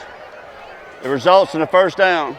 Not only did the pass surprise his receiver Coleman, it surprised Roan. Roan never got his head around to defend on the play, and he interfered with the receiver. 15-yard penalty, ball over into plus territory for the Davidson Warriors. Ball on the 47-yard line, first down. If you're gonna play in the secondary with the ball in the air, you got to be looking for it at all times to avoid those interference penalties. As Manuel comes out, play action fake, tries to pitch it, and brought down on the play by the big sophomore nose guard, Tamaja Porter, 6'2", 300 pounds. Wow. Howard, did you know that a record 179 students in the Mobile County Public Schools were recently named AP Scholars? I knew, did you? I know now. These students received this prestigious award for scoring high enough on at least 3 advanced placement exams to earn college credit. Some of them earned 2 semesters worth of college credit. Now that would have been valuable whenever I was in school. I knew because I read the reader in the production meeting. Manuel takes a sandwich shot as he lobs it up for his intended target and just tipped around, going back to Coleman. Roan in the area thought he tipped it to himself for a pick, but he'll take an incompletion. But I love it, though. Even though that ball was not completed, okay, now the Theodore Bobcat defense has to know, you know what, these guys can go deep on us. So now we have to think about that when we're stacking the box, trying to stop these guys from running the football. So what that's going to do, Tim, is that's going to take those corners, especially those safeties, and it's going to move them back a little bit further away from the line of scrimmage, which is going to open up some running lanes, they believe, for for Edwards with the football in the backfield as we have a change at quarterback. Cephas Johnson, the junior, coming in for the Warriors after Manuel just took a shot between 2 defenders on that last play. And they're going to whistle this one dead. Now, do we have a timeout? Because I don't see a flag on the field. Let's see what the referee Kevin Smith has to say. Dead ball, delay a game, offense. Still third down. Yeah, that hurts because that moves the ball from plus territory on the Theodore side of the 50 to minus territory back onto the Davidson side of the 50. So the ball sits on the 48-yard line, third down and about 15 yards to go. Coleman trying to get lined up there. Third and long for the Warriors. Johnson comes out, play action fake, looking over to the left side, dumps it off to Gable, his running back, as he's going to meet a pile of defenders at the 50-yard line. Whoa, just takes a shot. His helmet comes off. He's ripped down into the backfield, but forward progress will move the Warriors up to about the 50-yard line. Nonetheless, it's fourth and long. Yeah, got to get that trend strap on a little bit tighter than that. Don't want to risk a head injury. And I believe now they go to a check down here on the replay to Gable. He actually had Coleman open in the flat. didn't want to try to get it up and over the corner that was defending underneath on Coben, so instead went with the check down. Only picked up about 3 yards, Tim, so it's 4th down and about 11. Low snap, Riley with a high punt over the head of Roan. It's going to take a Warrior bounce inside the 10-yard line. They're trying not to touch it as it's going to roll all the way down to the 3-yard line. That's a big play for this special teams unit. Do you really want the ball on the 3-yard line if you're the Davidson Warrior defense again? Because don't you remember what happened when they were down on the 3-yard line on the south end zone, near the south end zone? Remember what happened? Something about 97 yards. Isn't that the length of the field? 97-yard pitch and catch from Andrews to McCarty, but McCarty, and I'm looking around the formation for the well, you know what? I'll take it back. McCarty is into the ball game, Tim. He's actually split out wide. He's at the top of your screen, number 5 for the Theodore Bobcats. Andrews coming out in the I formation. They look over. We head down to the field with Al Whedon with the report. Tim, we thank you. Tonight, a lot is at stake. Tonight will break the tie. Davidson and Theodore have met 48 times since 1961, and the series is knotted 24-24. So a lot more at stake tonight if you want to call it some local pride on the line. Thanks, Al, as Pirine shows some pride going all the way on a monstrous run up to the 36-yard line, a 33-yard run for the senior. As we take a look right here, just evading tacklers, gets away from Gwynn on the play, breaks one tackle, and brought down from behind. It was almost deja vu. Yeah, he almost lost the football. And when he gets to the next level down at the University of Florida, they're going to teach him how to cover that football up effectively, and he won't have those issues. But nice job that time by Pirine as he's back into the defensive secondary again. Breaks away from one tackle, dragged another defender with him, not until he was brought down after an 8-yard gain, brings them up to the 45-yard line as scores come in. McGill over Baker, 21-0 at halftime. Fairhope over Bryant, 20-0 at halftime. MGM going into the third quarter action, 21-9 over Foley. Viger up on Murphy, 14-0 in third quarter action. Blunt, an astounding 37-7 lead over Citronelle. Spanish Fort over LaFleur, 45-0. As Pirine gets out of bounds, and that might be enough for the first down. And I like it. Instead of lowering his shoulder and trying to pick up a couple of yards that, let's face it, he didn't need because he had already picked up enough yards for the first down, LaMichael Pirine saves his body and just steps out of bounds over on the near side. I like that decision by the kid. That is a heads-up decision. No sense in taking unnecessary hits if you just don't have to. 6 minutes remaining here in third quarter action. Two receivers shifting over to the left side for the Bobcats. The 49-yard line is where they'll have it. Play action fake. Andrews rolls out to the left, throws it up there. Whoa, a dangerous throw as the defender, Kanan Sylvester, the safety, coming up and swatting that one away from Eric Sanders Hogan on the play. Yeah, it was just excellent coverage on the far side of the field by both of the defenders on the receiver for the Davidson Warriors. Thankfully for Andrews, he didn't throw an interception. Instead, the ball falls incomplete. They get a chance to line up again on second down and try it all over again as the Bobcats come out in a 3-wide receiver set.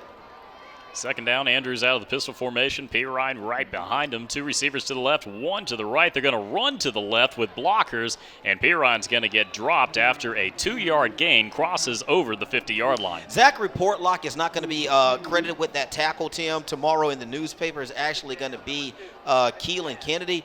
But Portlock actually forced Pirine back inside so that Kennedy could bring him down.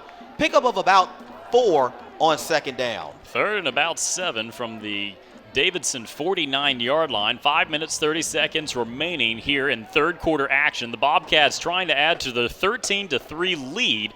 Andrews under center, two receivers to the right, one to the left. A low snap, gets control of it, and just a little bit of a miscue as he hands off to Pirine, and he can't go anywhere. Defenders in his face immediately. And we've seen that at least 3 times tonight for the Theodore Bobcats, where there has been a change or been a problem with the center quarterback exchange, as we're going to get a heat-related timeout taken by the officials. You're watching the Mobile County Public School High School Football Game of the Week. The Theodore Bobcats leading the Davidson Warriors 13-3. We'll be back with third quarter action right after this. The more parents are involved in school, the more likely it is a child will succeed. Children with involved parents and attend school regularly make better grades and have better social skills. Every involved parent makes a difference. Get involved. Ask about your child's day. Explain how your education matters. Parent involvement, it matters. You can find more information on parent involvement at mcpss.com. Welcome back to the Mobile County Public School High School Football Game of the Week. Tim Finnegan, Howard McCain, Al Whedon bringing you the 7A Region 1 matchup between the Theodore Bobcats and the Davidson Warriors. Bobcats up 13-3, looking to punt this one away from the 45-yard line. Davidson back at their own 22-yard line to receive this one. It's been a close battle throughout the night, a fast-paced rushing attack, and a defensive battle for both of these units. Yeah, Bronson Moncrief back to receive this punt from the Theodore Bobcats. And does the right thing, just lets the ball safely trickle out of bounds. Ball is going to go out of bounds and be spotted at the 24-yard line. This drive, I believe, and this is just my opinion, this drive right here is really important for Davidson. If Davidson can't at least stick this ball in the end zone, Tim, they've got to get themselves in field goal range, because they have to get themselves going offensively. They've had a couple of decent plays, in all honesty, since they've come out the locker room for the second half. They did have the nice pitch and catch to Coleman to get the first down, and they also had a pass interference penalty that went against the Theodore Bobcats on coverage of Coleman. They've got to put some points on the board here in the third quarter, Tim. Manuel returning at quarterback on this drive for the Warriors is going to keep it himself, goes up the middle and brought down from Justin Hosea Williams from behind. And we've seen just how effective Davidson is able to be with the passing game when they institute it. I would love to see them be a little bit more balanced with the football, Tim, as far as the play calling goes here late in the third quarter into the fourth quarter. They've done a great job with checking the ball down to Gable. Maybe they can check the ball down to Edwards and let him get out in the flat and create. Edwards has been quiet here in the second half. A lob almost could have been intercepted on the play as Roan was in single coverage on the outside with Coleman. Their matchup all night, but safety Jordan Hunt, the junior, coming up and could have had an opportunity right there. Nonetheless, an incompletion brings up a third and about 7 now as the clock stops with 4 minutes and 13 seconds here in third quarter action. You got to pick this third down up if you're Davidson. You don't want to go 3 and out and give the ball right back to Theodore, where they can come out there with Pirine and continue to eat clock like we know this offense has the ability to do. Manuel comes out, rolls out to his left side looking for Coleman, pressure in his face, and he's just going to try to launch it, but steps out of bounds with 4 defenders right in his face. He couldn't go anywhere. Tim, he wanted to go to Coleman. Coleman made a mistake. When your quarterback is in trouble, you don't work your way downfield, as we get a live look in here between Foley and Montgomery, as Foley has come all the way back, Tim, from being down 21-9 to lead now by a score of 24-21. Well, these Warriors had a close battle week 1 with Brian Seymour's MGM Vikings, as they're in a close battle tonight with a 7A opponent in Foley. Back and forth battle, as it seems the Lions have stormed back here in third quarter action.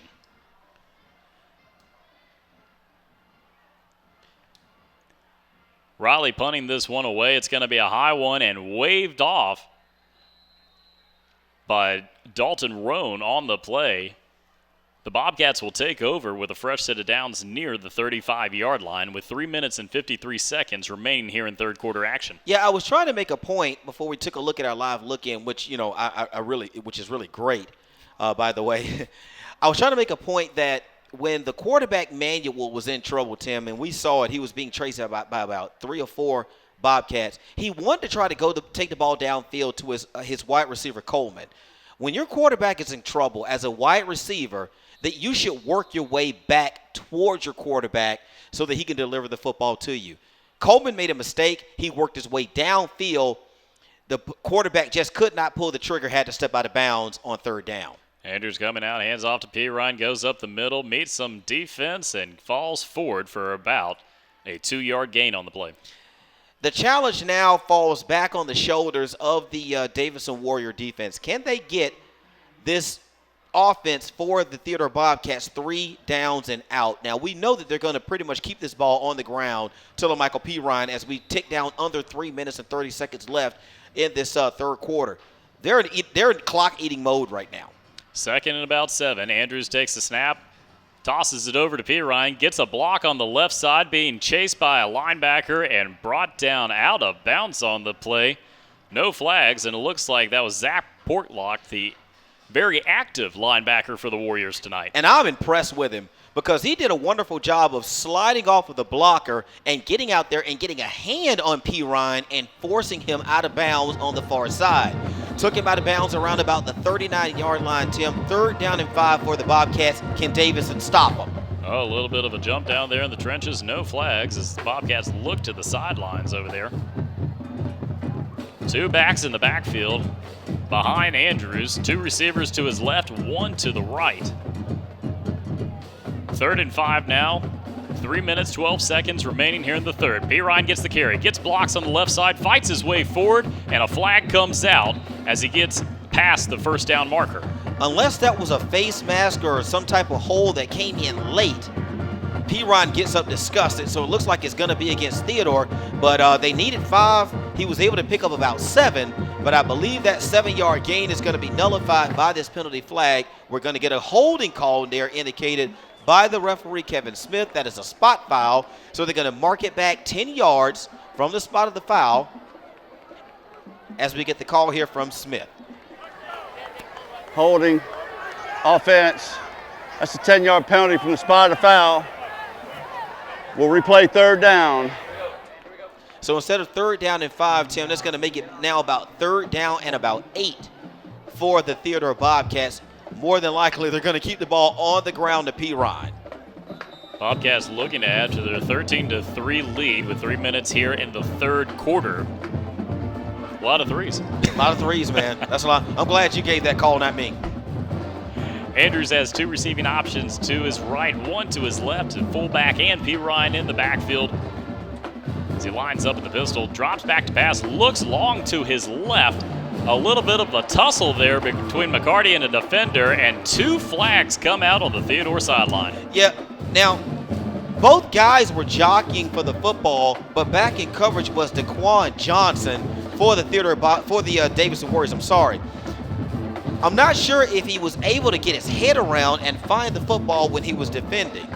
If this flag goes against them, then of course that's going to be a first down. As we take a look here, Andrews delivers out to the left flat.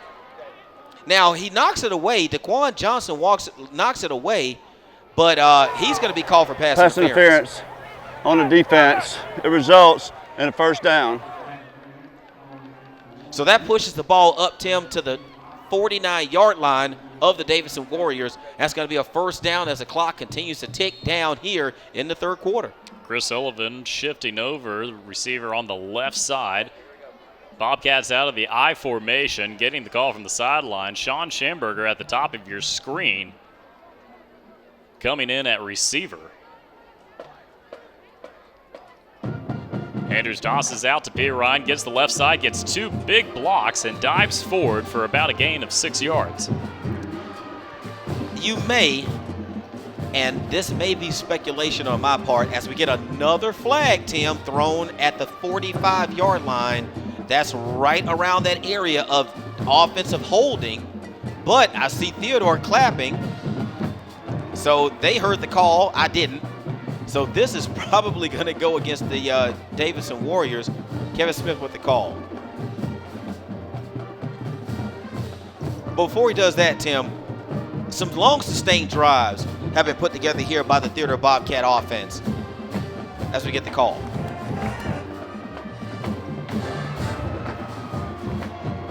We had a play, a run. The run counted. It would have been second down. However, there was a dead ball, unsportsmanlike conduct on Davidson. That's a 15-yard penalty. It results in a first down. So take a look here. Pirine runs over. It gets pushed from behind, but he wasn't down. He wasn't down yet, so that definitely wasn't it. It had to be something that had to be a after the play. It was a dead ball situation, so something happened after the play was over. First set of downs for Theodore at the Davidson 30-yard line. 2 minutes, 30 seconds remaining here in the third quarter. Andrews comes out, hands off to Pirine, goes right up the middle, has blockers, stiff arms one defender, gets out to the outside and into the end zone. Pirine's second touchdown of the night. A 31-yard run for the senior running back, 29-yard run. His second touchdown of the night, and that gets the Bobcats back on the board as they extend their lead 19-3 here with 2 minutes and 19 seconds remaining here in third quarter action. Tim, I think a little bit of fatigue. Has started to set in with this Davidson Warrior defense as we take a look here. Look at just wonderful field vision by LaMichael Pirine. Great balance, able to get the ball into the end zone for a touchdown to extend their lead out now to 19-3 as the point after is about to be attempted, but not quite, Tim. Another flag. 2 flags coming out in the secondary over there. I think you may be starting to see a little bit of fatigue and maybe a little bit of frustration starting to set in with this Davidson Warrior defense. You saw an uncharacteristic personal foul after the play after LaMichael Pirine on his run. Dead ball, false start on the offense. It remains a try for point. So it's going to push it back from the 3, push the point after attempt back from the 3 to the 8-yard line, Tim. So it's going to make it just a little bit more difficult before the sure kick from the big-legged kicker. He should be able to put this point after in, between the uprights. Snap is down, kick is up, and it looks like they blew that one dead down on the Davidson sideline at the 10-yard line. We got another flag. Tim, we're going to try to go back and take a look and see if we can locate that personal foul penalty that set up that 29-yard run by LaMichael Pirine as LaMichael gets the pitch. Dead ball, false start on the kicking team. Right there.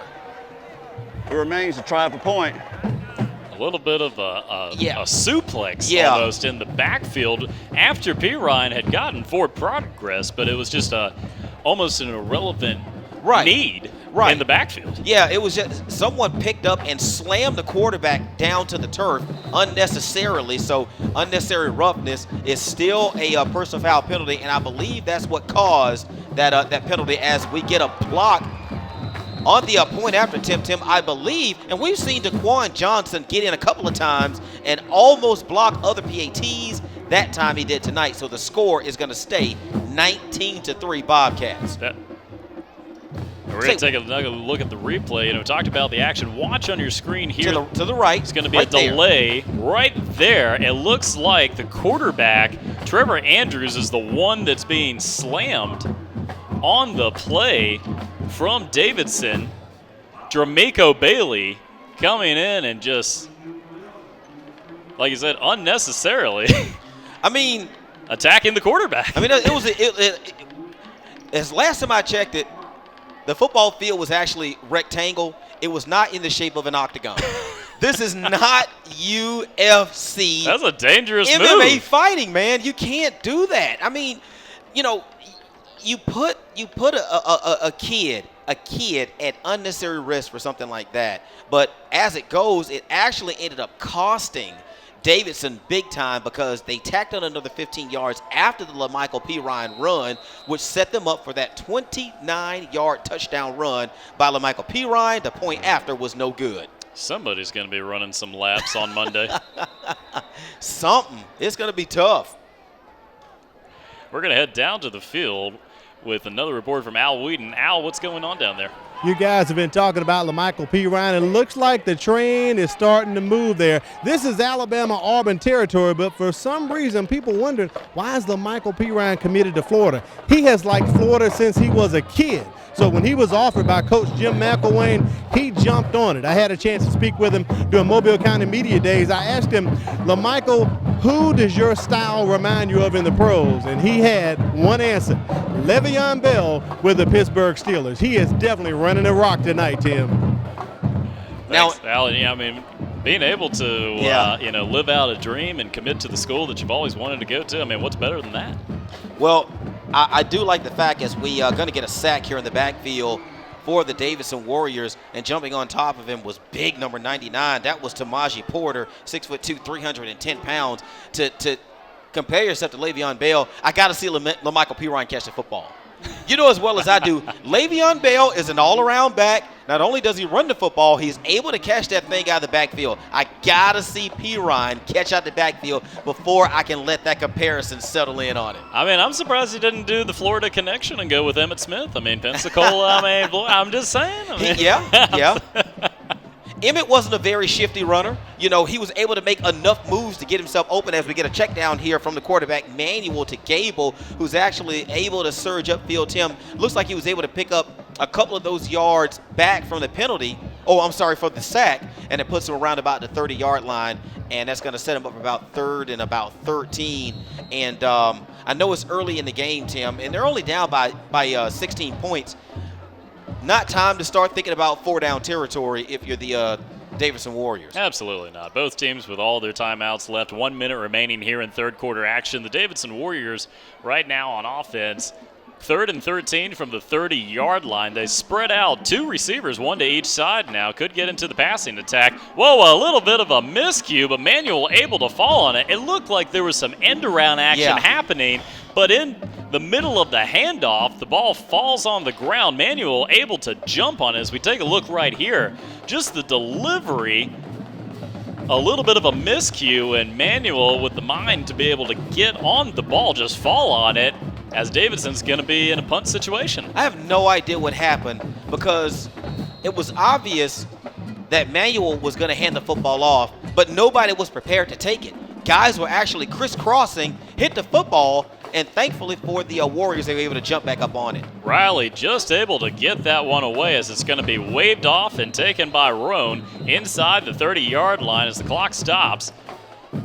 With 5 seconds remaining here in third quarter action, the Bobcats in the driver's seat leading 19-3 here tonight, and Eric Collier has to be happy with the second half performance so far. 19 unanswered points have been put up in this football game by the Theodore Bobcats. And Davidson scored their lone field goal early in the second quarter. But so far through the remainder of the game, Tim, it's just been all Theodore.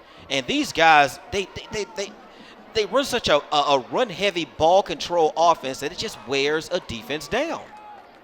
Well, Eric Collier stresses that if you are a running back, he wants you to come to Theodore just because of that sheer fact. You're going to get a lot of carries. Sure, of course. You're going to get fed the rock quite a bit. That's coming in to make that finishing tackle on LaMichael Pirine in the backfield is Keelan Kennedy, and we've seen Keelan Kennedy play well as we get down to the end of the third quarter. That's going to take us to fourth quarter action. The Theodore Bobcats are leading 19-3. Heading into fourth quarter action as we're going to head over to MGM Foley to get a live look and an update. Last we saw, the Lions were making a comeback against the Vikings, as we're going to be heading over to Sims to take a look at what's happening in other 7A Region 1 action. Brian Seymour tried to talk to his offensive unit over there, Colin O'Shea and the rest of the Vikings offense.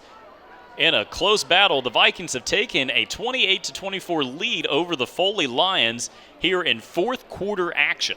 I can only imagine what the atmosphere is like over at Mary G. Montgomery right now, because we did a couple of games last season at Mary G. Montgomery.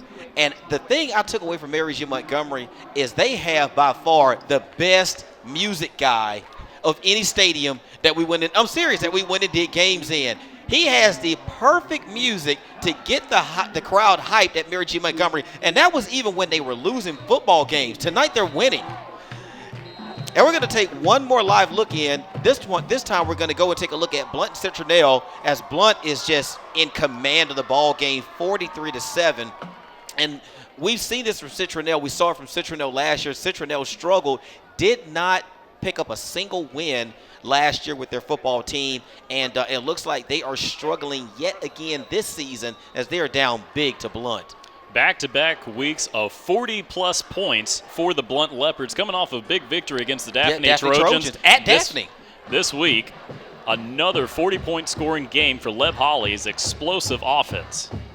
And both of those games are on the road.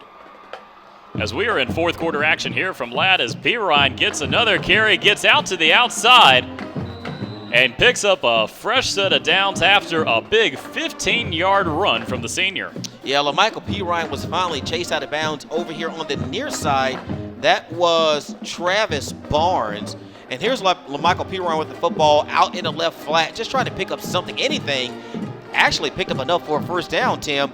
And like I said earlier, the effort that you're starting to see now from the Davidson Warrior defense, a lot of guys with hands on hips, Tim. One of the first signs of fatigue. Guys can't quite get off blocks. That's another sign of fatigue. Andrews under center in the I formation. 2 receivers to the right, 1 to the left, making some adjustments. McCarty at the bottom of your screen. They toss out to Pirine, tests the right side. Gets 2 blocks, blocker out in front. Gets another block and cuts through another defender, and another fresh set of downs for this offensive unit as Pirine stays inbounds, tackled down at the 40-yard line. So we take a look at the replay. Brantley Johnson is the fullback. Now watch how LaMichael Pirine rides him until he delivers that block on their best defender, Kanan Sylvester, and that's what springs LaMichael Pirine into the third tier of defenders. That's the defensive secondary, as we're going to get a timeout here taken, I believe, by the Davidson Warriors, and that's to just kind of get these guys over to the sideline, Tim, so they can coach them up. 11 minutes, 39 seconds remaining in the game. You're watching the Mobile County Public School High School Football Game of the Week between the Theodore Bobcats and the Davidson Warriors.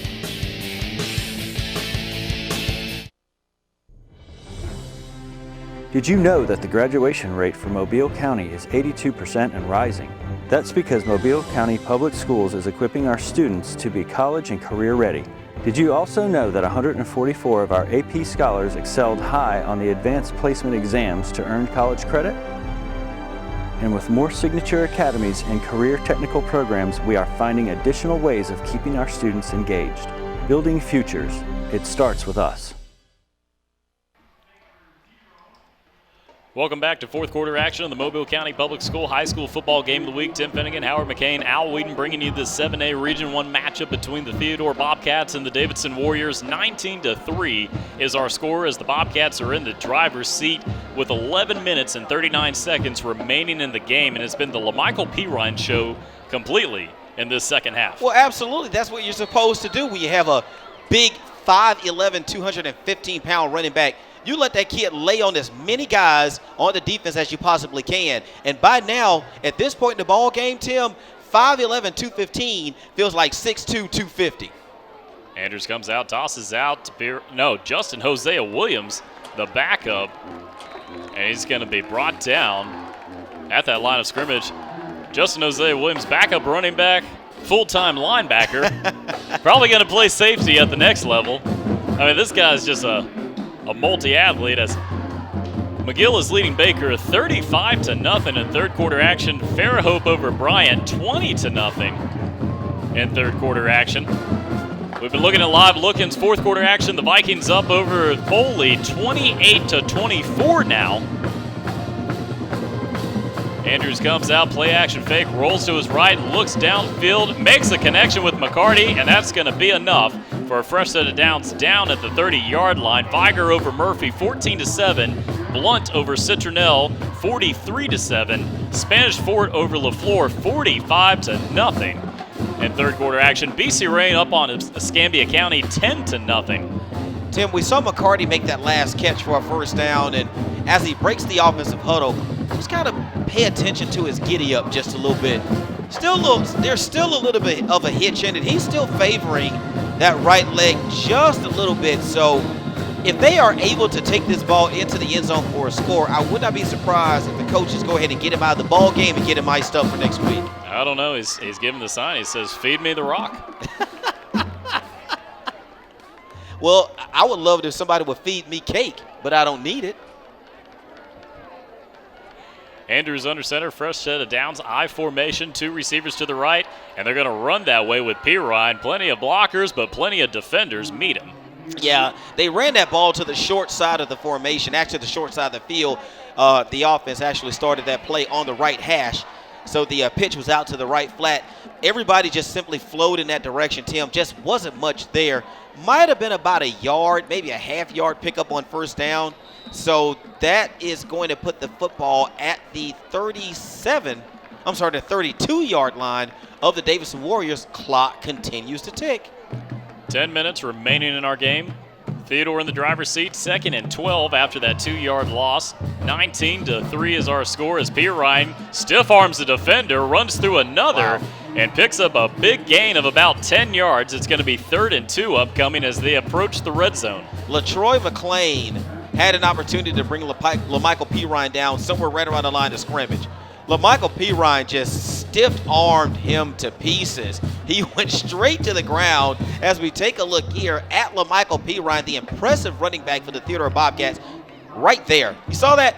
Just enough space to get him around McClain and upfield for a nice gain of about 7 yards on 2nd down, making it about 3rd and about 4. Blockers shifting over to the right side. Andrews drops back, fires up for Nelson in the end zone. And they're going to call an incompletion on the play. Yeah, excellent coverage. Excellent coverage that time by Tyler James for the Davidson Warriors. He was able to actually get underneath the wide receiver. Had a chance to come down with the interception as we take a look here at the coverage on the outside.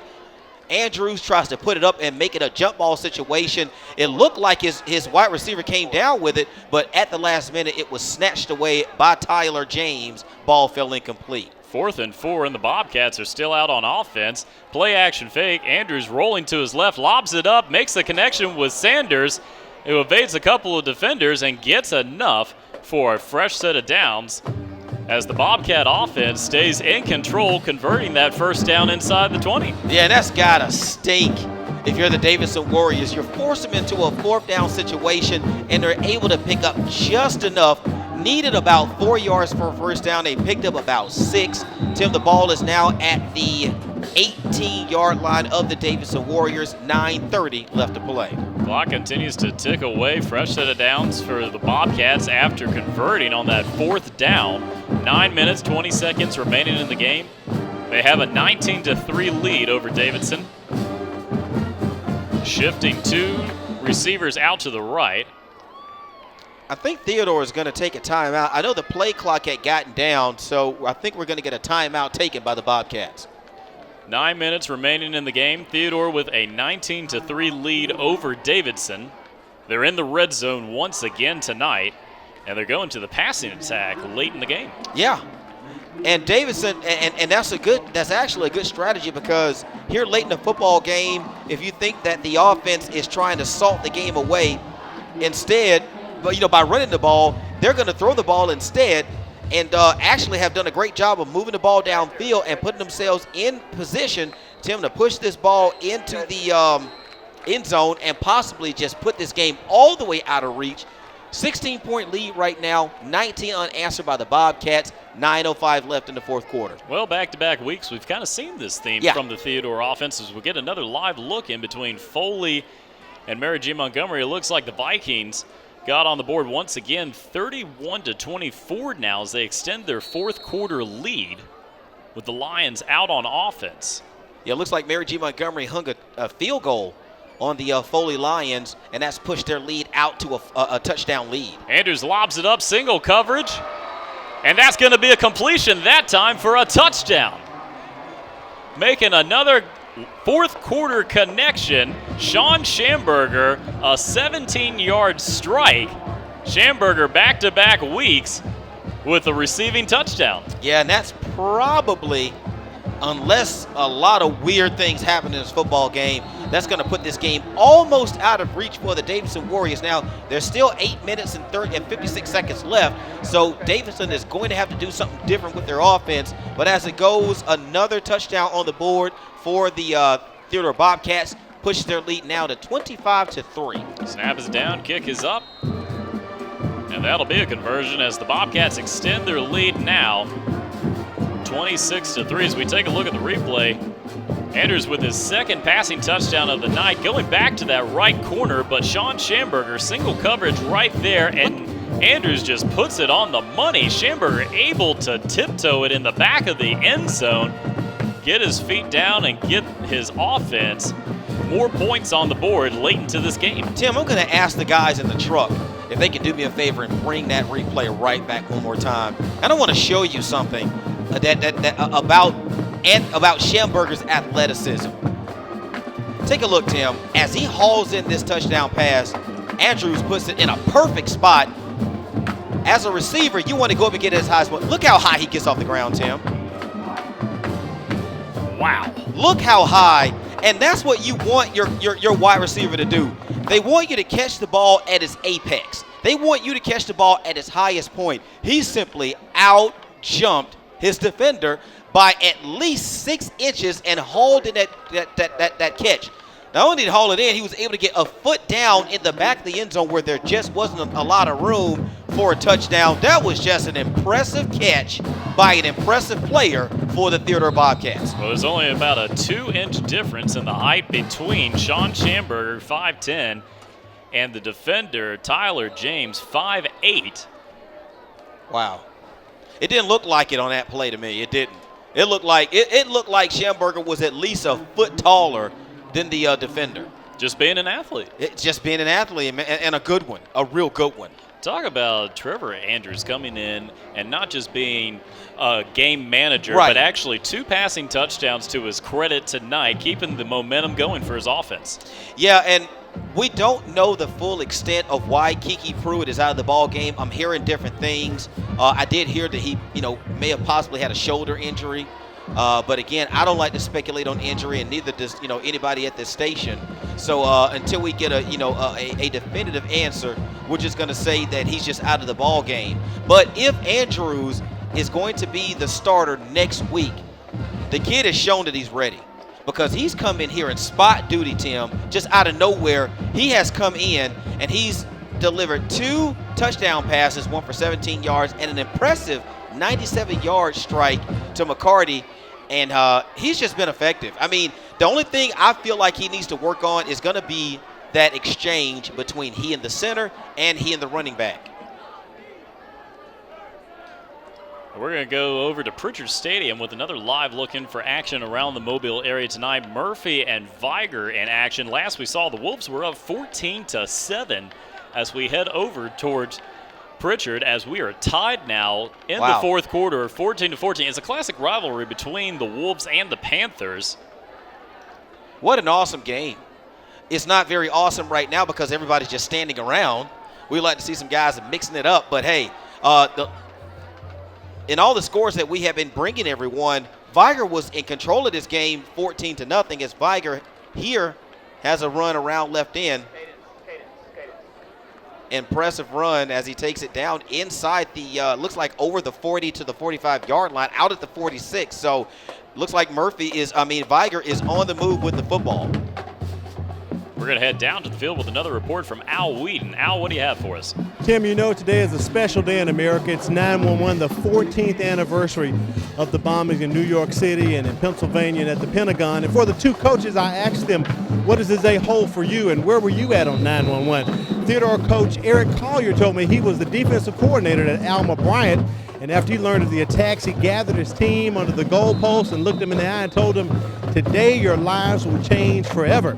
Coach Riley, the coach for Davidson Warriors, he was an assistant at the time, said he was teaching physical science when he got word about the bombings.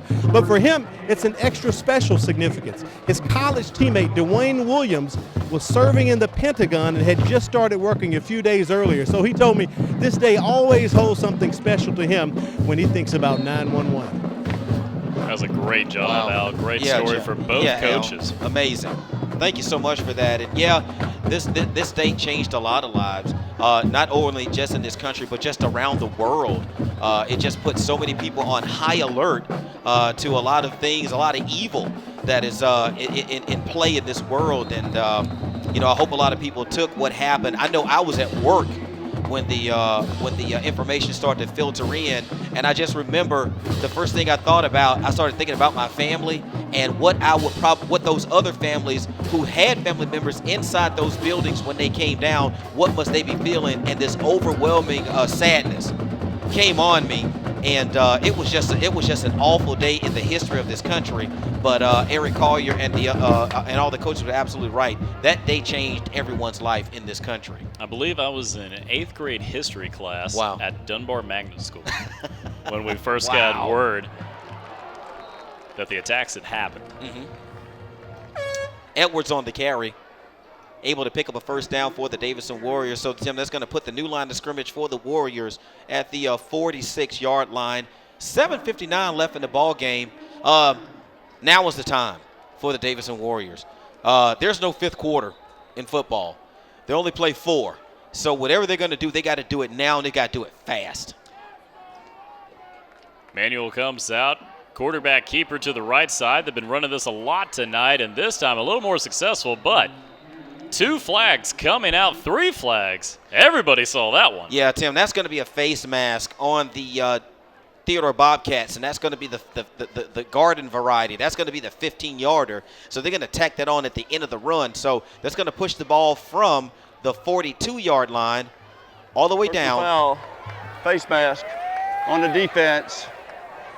The play resulted in a first down. The 15 yards is from the end of the run. First down. Here, the face mask comes right there. Ooh. And, boy, that's one of those scary ones where it just turns the player's head all the way around. And it is by the grace of God that Manuel is able to get back and take another snap from center after that gruesome face mask. They go back to Edwards, who is stopped and dragging defenders with him as he continues for a 4-yard gain. 2nd and 6 as this Warrior offense is trying to tick up the pace here late in the game. Yeah, and that's nice, but they need to do it. They got to go faster. They have to call a couple of plays at a time. They don't have a whole lot of time to huddle. For the remainder of this game, 7:24, they're actually in a hurry-up, no huddle. They have got to get up to the line of scrimmage and run a play as quickly as possible. Only 16 seconds left on the play clock. They've got to run them quicker. Oh, a little bit of a quick jump there from Edwards at the running back spot, and that looks like what is going to draw 2 flags on the play. We're going to get the final call here from the referee, Kevin Smith. Dead ball, false start on the offense. Remaining 2nd down. That's going to back him up 5 yards, and now it's going to be 2nd and 11. But that's not going to stop the clock. As soon as Kevin Smith whistles it back in play, the clock begins, and it just have. And Davidson is back in another huddle as we look at more scores. McGill over Baker, 35-0 in 3rd quarter action. Fairhope over Bryant, 20-0. MGM hanging on to a 31-24 lead over Foley in 4th quarter action. Murphy and Viger tied at 14 apiece over at Pritchard Stadium. Blunt cruising 43-7 over Citronelle. Williamson takes a 12-10 lead over Faith Academy in 4th quarter action on the road. Tim, I saw something on Twitter a couple of days ago. A coach at Faith Academy was going to step down at the end of the year. Rusty Mason, head coach. Okay. Stepping down. I didn't get a chance to read the article. I just saw the headline, and it didn't mention what coach at Faith Academy. I was wondering if it was him. Manuel throws a strike over to the right side, an incompletion right through the hands of the intended target on the play, James Evans. That's going to fall for an incompletion and a 4th down upcoming with 6 minutes remaining in our game. Yeah, I don't think Florida Evans is going to like that. Foley getting onto the board. MGM 31-30 now. Possible upcoming point after for the Lions to tie that ball game in the 4th. Tim, that went right over your head, didn't it? James Evans, Florida Evans, good times? Sorry. I was distracted by the battle that's happening between the Lions and the Vikings. I tossed you one, man, and you missed it.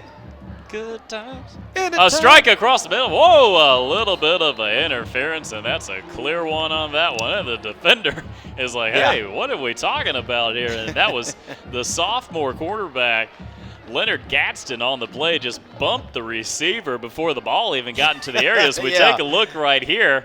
Gaston in a single coverage. Manuel sees it, fires across, and Gaston got him right before the ball got there. A little bit of a mistiming. That penalty is going to give this Warrior offense some more yardage. Now, when the football is in the air, understand that the defense has just as much of a right to that football as the offense does. But as a defense, you cannot go through the offensive player to get the football. You guys can both go up and get it at the same time, but you can't go through. Defensive pass interference. After the 15-yard assessment from the previous spot, half the distance of the goal, that is, it results in a first down. Well, as long as you pretend to at least be going for the ball, Well, you'll be safe. He was going for the ball, but he just went through the receiver to get it, as I think a little bit of rain might be starting to come down here. I see some people covering up with a little bit of plastic. I'm trying to take a look and see. Whatever's coming down, it must be really, really fine, because I don't see anybody else breaking out any umbrellas as we get a timeout.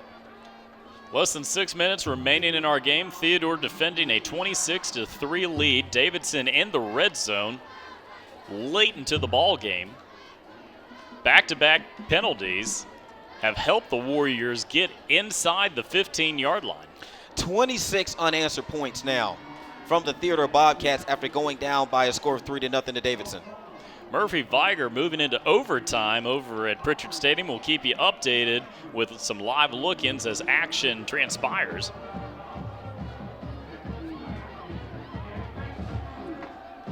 Now, we've seen both teams play. We've seen Viger play because we broadcasted their very first game of the season.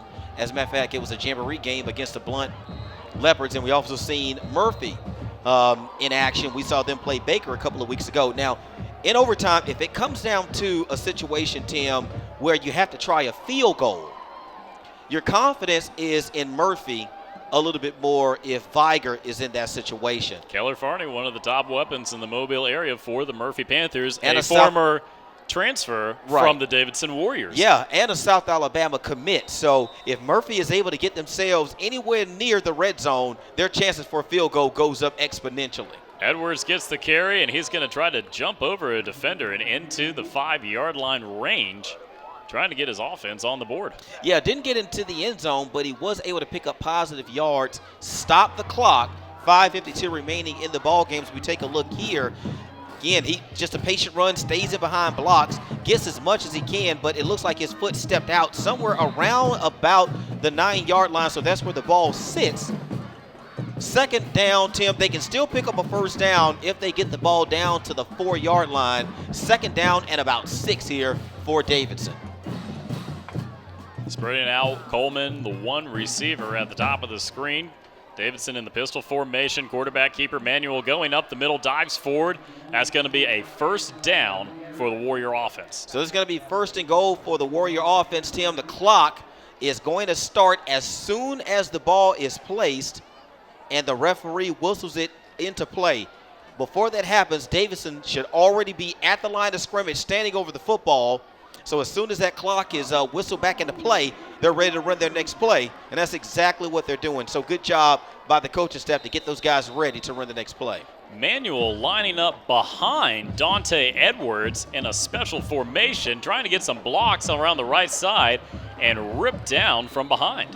Dante Edwards just did not show patience on that run, Tim. He actually had an opportunity to get into the end zone had he rolled the block or the block of Bronson Moncrief, who was his lead block, but he shed his lead block a little too soon, jumped back inside, and that's when he was tackled short of the goal line. Actually lost a yard on the play, Tim. Right there, you see how he jumps on the inside, and he did not follow his block around the right side, Tim, and he actually lost a yard on the play. Same formation, almost pushed his own lineman out of the way so that way he could fight forward.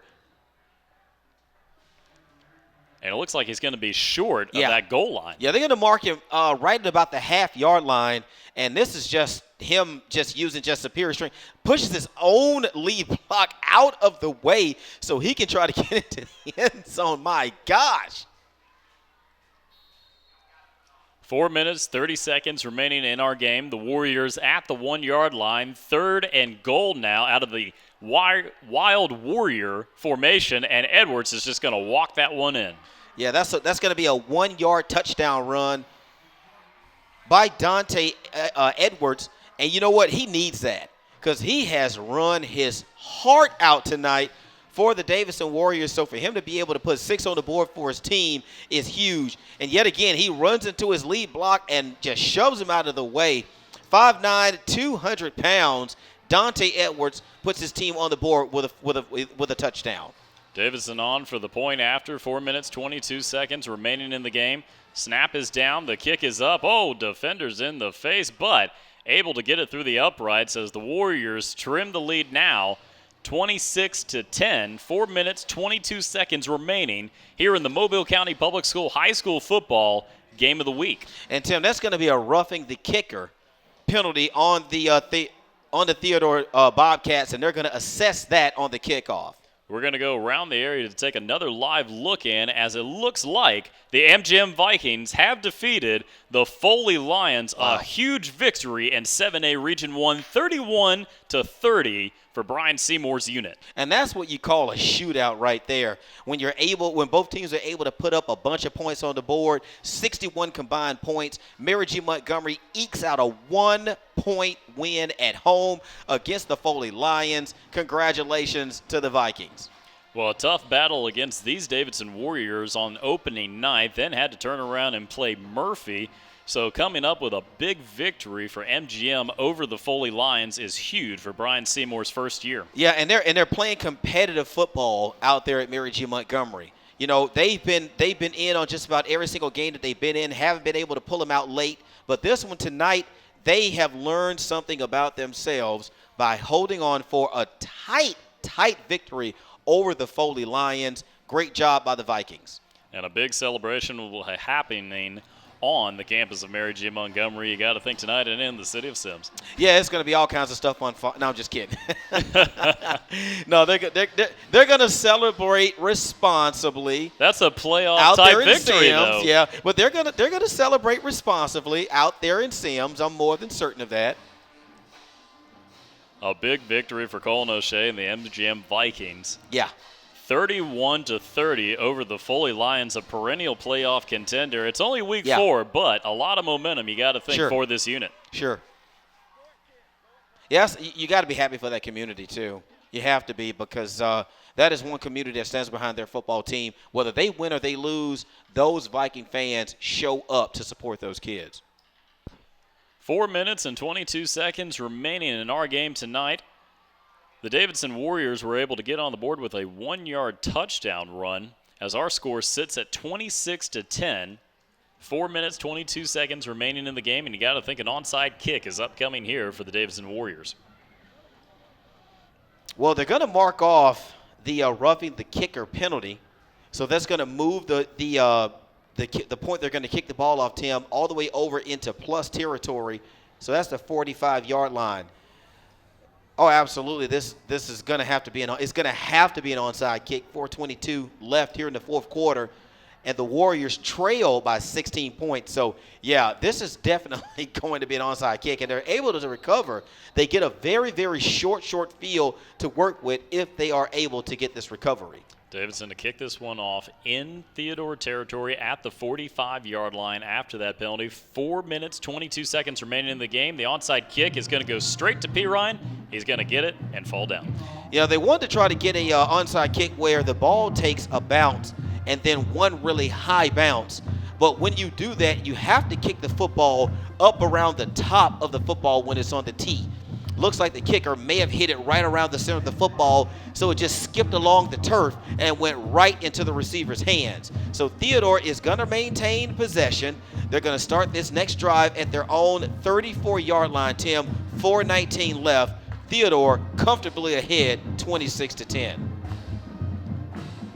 Andrews back to work out of the I formation. 2 receivers to the right, 1 to the left. Their last drive ended on a Sean Schamberger passing touchdown. Andrews comes out, hands off to P. Ryan, and he just muscles his way right up the middle towards that 40-yard line. Keelan Kennedy makes the stop on Michael P. Ryan. He's kind of slow to get above the turf. Okay, he's okay. But clock continues to tick, Tim. The Bobcats are in control. Warriors have 2 timeouts. The Bobcats have 2 timeouts. But trust me, Theodore doesn't care about those 2 timeouts. They have no intentions of using those things. They're just going to melt this play clock, which is now which is at 15 seconds. So they're not going to snap this ball right away. Going to eat as much clock as they possibly can and get out of Lad People Stadium with a big victory over Davidson. Andrews comes out, tosses out to Pirine, has blockers, follows on the right side, breaks through, gets a first down and then some as they get to midfield. Yeah, LaMichael Pirine, he's so fluid when he runs the football, Tim, as some scores trickle back in here to us. McGill 35-0 over Baker. MGM edging Foley 31-30 is the final. Viger takes a 20-14 win in overtime over Murphy. A huge victory for Derek Scott. Blunt 43-7 over Citronelle. Spanish Fort 45-0 over LaFleur. Williamson in fourth quarter action 12-10 over Faith Academy. A lot of action around 7A Region 1 tonight. Derek Scott, first-year head coach. Brian Seymour, first-year head coach in the region, both coming away with huge victories tonight. LaMichael Pirine with another carry, just straight up the middle, Tim. Nothing fancy. Actually picked up, I believe, looks like he picked up about 4 yards. So it's going to bring up 2nd down and 6, Tim. A little over 3 minutes remaining in the ball game. Davidson needs to stop this team as we see LaMichael Pirine slowly trot off the field, Tim. I'm hoping they're taking him out not because he's injured or anything, but I think his night might be done. 2:50 remaining in the ball game, and he has had a very productive night. Beautiful 79-yard touchdown run, and also a 29-yard touchdown run in the third quarter, Tim, for the Bobcats tonight. Justin Hosea Williams, the new running back, breaks through, finds some open room, gets away from another defender, has about 3 chasing him, and the ball comes loose, and Davidson recovers. Are you kidding me? That run was setting up beautifully for Justin Hosea Williams, but the Davidson defense coming up and stripping the ball from behind and able to get the fumble recovery. Now, we're going to look at this replay here as we have a player down for the Warriors. But this looks like this is going to go for a touchdown. But you have to give it up to Kanan Sylvester, who does not give up on the play, knocks the ball out, and the recovery by LaTroy McClain. But Kanan Sylvester, and that's what you teach guys week in and week out as the injured player that is making his way off the field. That's Travis Barnes. I don't see him favoring anything, so hopefully he's okay. I do see a slight limp with that right leg, so he'll get him over to the sidelines and get him some treatment. But you teach that from your players. Never give up on a play. He came from behind, hit the ball out of Hosea Williams' hands, and over there with him to pounce on it was LaTroy McClain. So the Warriors get the ball back, 2 timeouts, 2:20 remaining. They trail by 16 here, Tim. 26-10 is our score. Davidson inside their own 10-yard line after that strip fumble recovery. Manuel comes out, play action fake, looks long, pressure from behind, makes a connection with his receiver near the 20-yard line. Yeah, that's DeMorris Coleman, who's been the go-to receiver here in the second half, able to haul in that pitch and catch right around about the 20.5-yard line, Tim. That's enough for a first down. The clock will start once it's blown into play, 2:12 remaining. Warriors quickly back to work here in the 2-minute drill, down 16 late in the fourth quarter. Manuel comes out, another play action, runs to his right, pressure in his face immediately, being chased from behind, gets away from a tackle and just throws it up there as he's at the sideline, and that's going to be picked off. They're going to call it way back there. They're going to say he stepped out of bounds, Tim, just before he delivered that ball downfield. It would have been a pick anyway. Schamberger was just back there waiting for it to come down. But he stepped out of bounds at the, looks like the 14 or the 14.5-yard line, 5 yards behind the line of scrimmage. It's going to make it 2nd down and 15 now for the Davidson Warriors, and they're pretty much back where they began this drive. 1 minute, 51 seconds remaining in the game. After a fast-paced first half, They've slowed it down, both teams, here in the second half. Davidson trailing by 16, and the ball is just over the head. Manuel able to get it, gets it over to his receiver, and tipped away right off the hands of his receiver. That's going to fall for an incompletion. Yeah, Gable was the intended receiver out of the backfield, and Manuel was just trying to make something out of nothing because the snap went through his hands and into the backfield. He was able to get it on the first bounce, try to get it to Gable, but Gable just unable to handle it, and the ball falls incomplete. So now, third down and about 14 actually, for the Davidson Warriors. That incomplete pass does stop the clock, so Davidson does not have to use a timeout, Tim. Manuel lining up, one receiver to each side, comes out, fakes the end around, takes it himself, and trips up. And that's going to bring up 4th and long as the clock continues to run. 1 minute, 34 seconds and counting here in fourth quarter action. And it's kind of felt like that's how the night has gone for Davidson.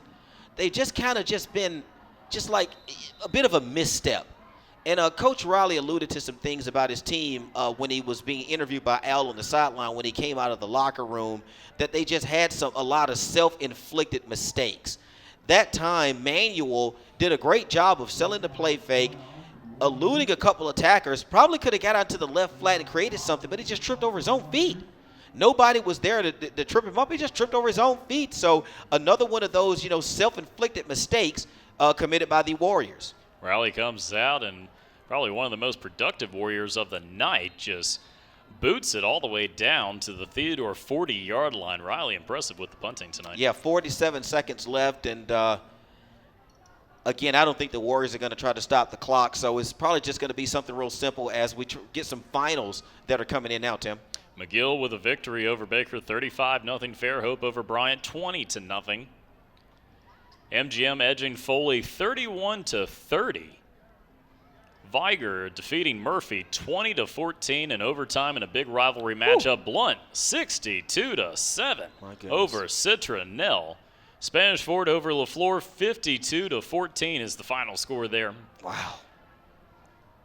Andrews comes out, I formation, 2 receivers to the left, and you got to think they're going to go to the run game, which they do. New running back in the backfield just takes a shot on the play. Sylvester coming up from the safety position, trying to just dish out some punishment. Yeah, that was Brandon Morgan on the carry for the Theodore Bobcats. He's actually 5'7", 165 pounds. He is a junior running back for the Davidson Warriors. I'm sorry, for the Theodore Bobcats. And Tim, that's going to be the last play of the ball game. Oh, I'm sorry, he's a freshman, as that's going to be the last play of the ball game, Tim. The Theodore Bobcats advanced to 4-0 for the first time since 2009 with a 26-10 victory over the Davidson Warriors tonight. Just an impressive ball game. 2 weeks in a row that we've done a Theodore Bobcat broadcast, and we saw them just absolutely show out on offense with their playmakers, LaMichael Pirine, and also from that wide receiver position, McCarty, who was big tonight once again for the Theodore Bobcats as they take home this 26-10 victory over the Davidson Warriors. Well, we talked about the passing attack. Kiki Pruitt leaving the game in the first quarter, but Trevor Andrews coming in, the sophomore quarterback, very capable, goes from just a game manager to scoring 2 passing touchdowns as we go down to the field with Al Whedon and the winning coach tonight, Eric Collier. Thank you, Tim. We're here with Coach Collier. Congratulations on the win. You're up 13-3 at the half. What did you talk to your kids about at halftime there, Coach? You know, we went at halftime ahead, but we had played bad. And I know that sounds crazy, but we had done some things that we hadn't been doing. And you know, the quarterback was out. You know, quarterback's banged up, so he didn't play after, I think, the third drive. But I tell you, Trevor come in and did a great job. So more than anything, we just talked to them about go out and play the ball. We work on playing, you know. It's run the football, throw the play actions, and play good defense, and we did that. You definitely did. I'm young enough to remember a grocery store called A&P, so you had the Andrews and P. Ryan show going on tonight. You're right. I tell you, Trevor stepped in right there and did a phenomenal job for us. He was a little hollow-eyed at first, but he settled in there and did a great job. Of course, you know, P. Ryan's just one of them kids that, he wanted that, you know. Coach, give it to me and we'll handle it. And he did. He did a great job. I tell you, though, our defense played well, too. You know, I look and Coach Riley does a great job of getting his guys ready, and we were lucky enough to hang in there and just play good defense and keep them off balance. Give us an update on McCarty, your receiver. Tough guy. Looks like he got hit a few times there tonight. He'll be fine. McCarty will be fine. He'll be. You know how it is. You're gonna get bumps and bruises, but he'll be fine. You're 4-0, Coach. How does it feel? Feels great. I tell you, I'm proud of our community. Our churches in Theodore do a great job supporting us. Our community does a great job supporting us, and I'm proud for them people. Well, thank you. Congratulations. Thank you. Back up to you, Tim. Great action on the field tonight with Theodore and Davidson. Absolutely, Al. You're going to have to tell Coach Collier it's okay to smile after a victory. Golly. Well, while he's thanking the community, he may want to thank A&P for sponsoring his team maybe tonight or something like that. But Al pretty much telling his age, bringing up A&P supermarkets, man. How long has it been since those places have been around? My gosh. Well, A&P got the job done for the Theodore Bobcats as they come away with their 4th victory in a row for the first time since 2009. Eric Collier's team is on a roll. We want to thank all of our viewers from around the world for watching the Mobile County Public School High School Football Game of the Week. For Al Whedon, Howard McCain, Quentin Howard, and all of our great crew here at Mobile County Public Schools, I'm Tim Finnegan. Thanks for watching.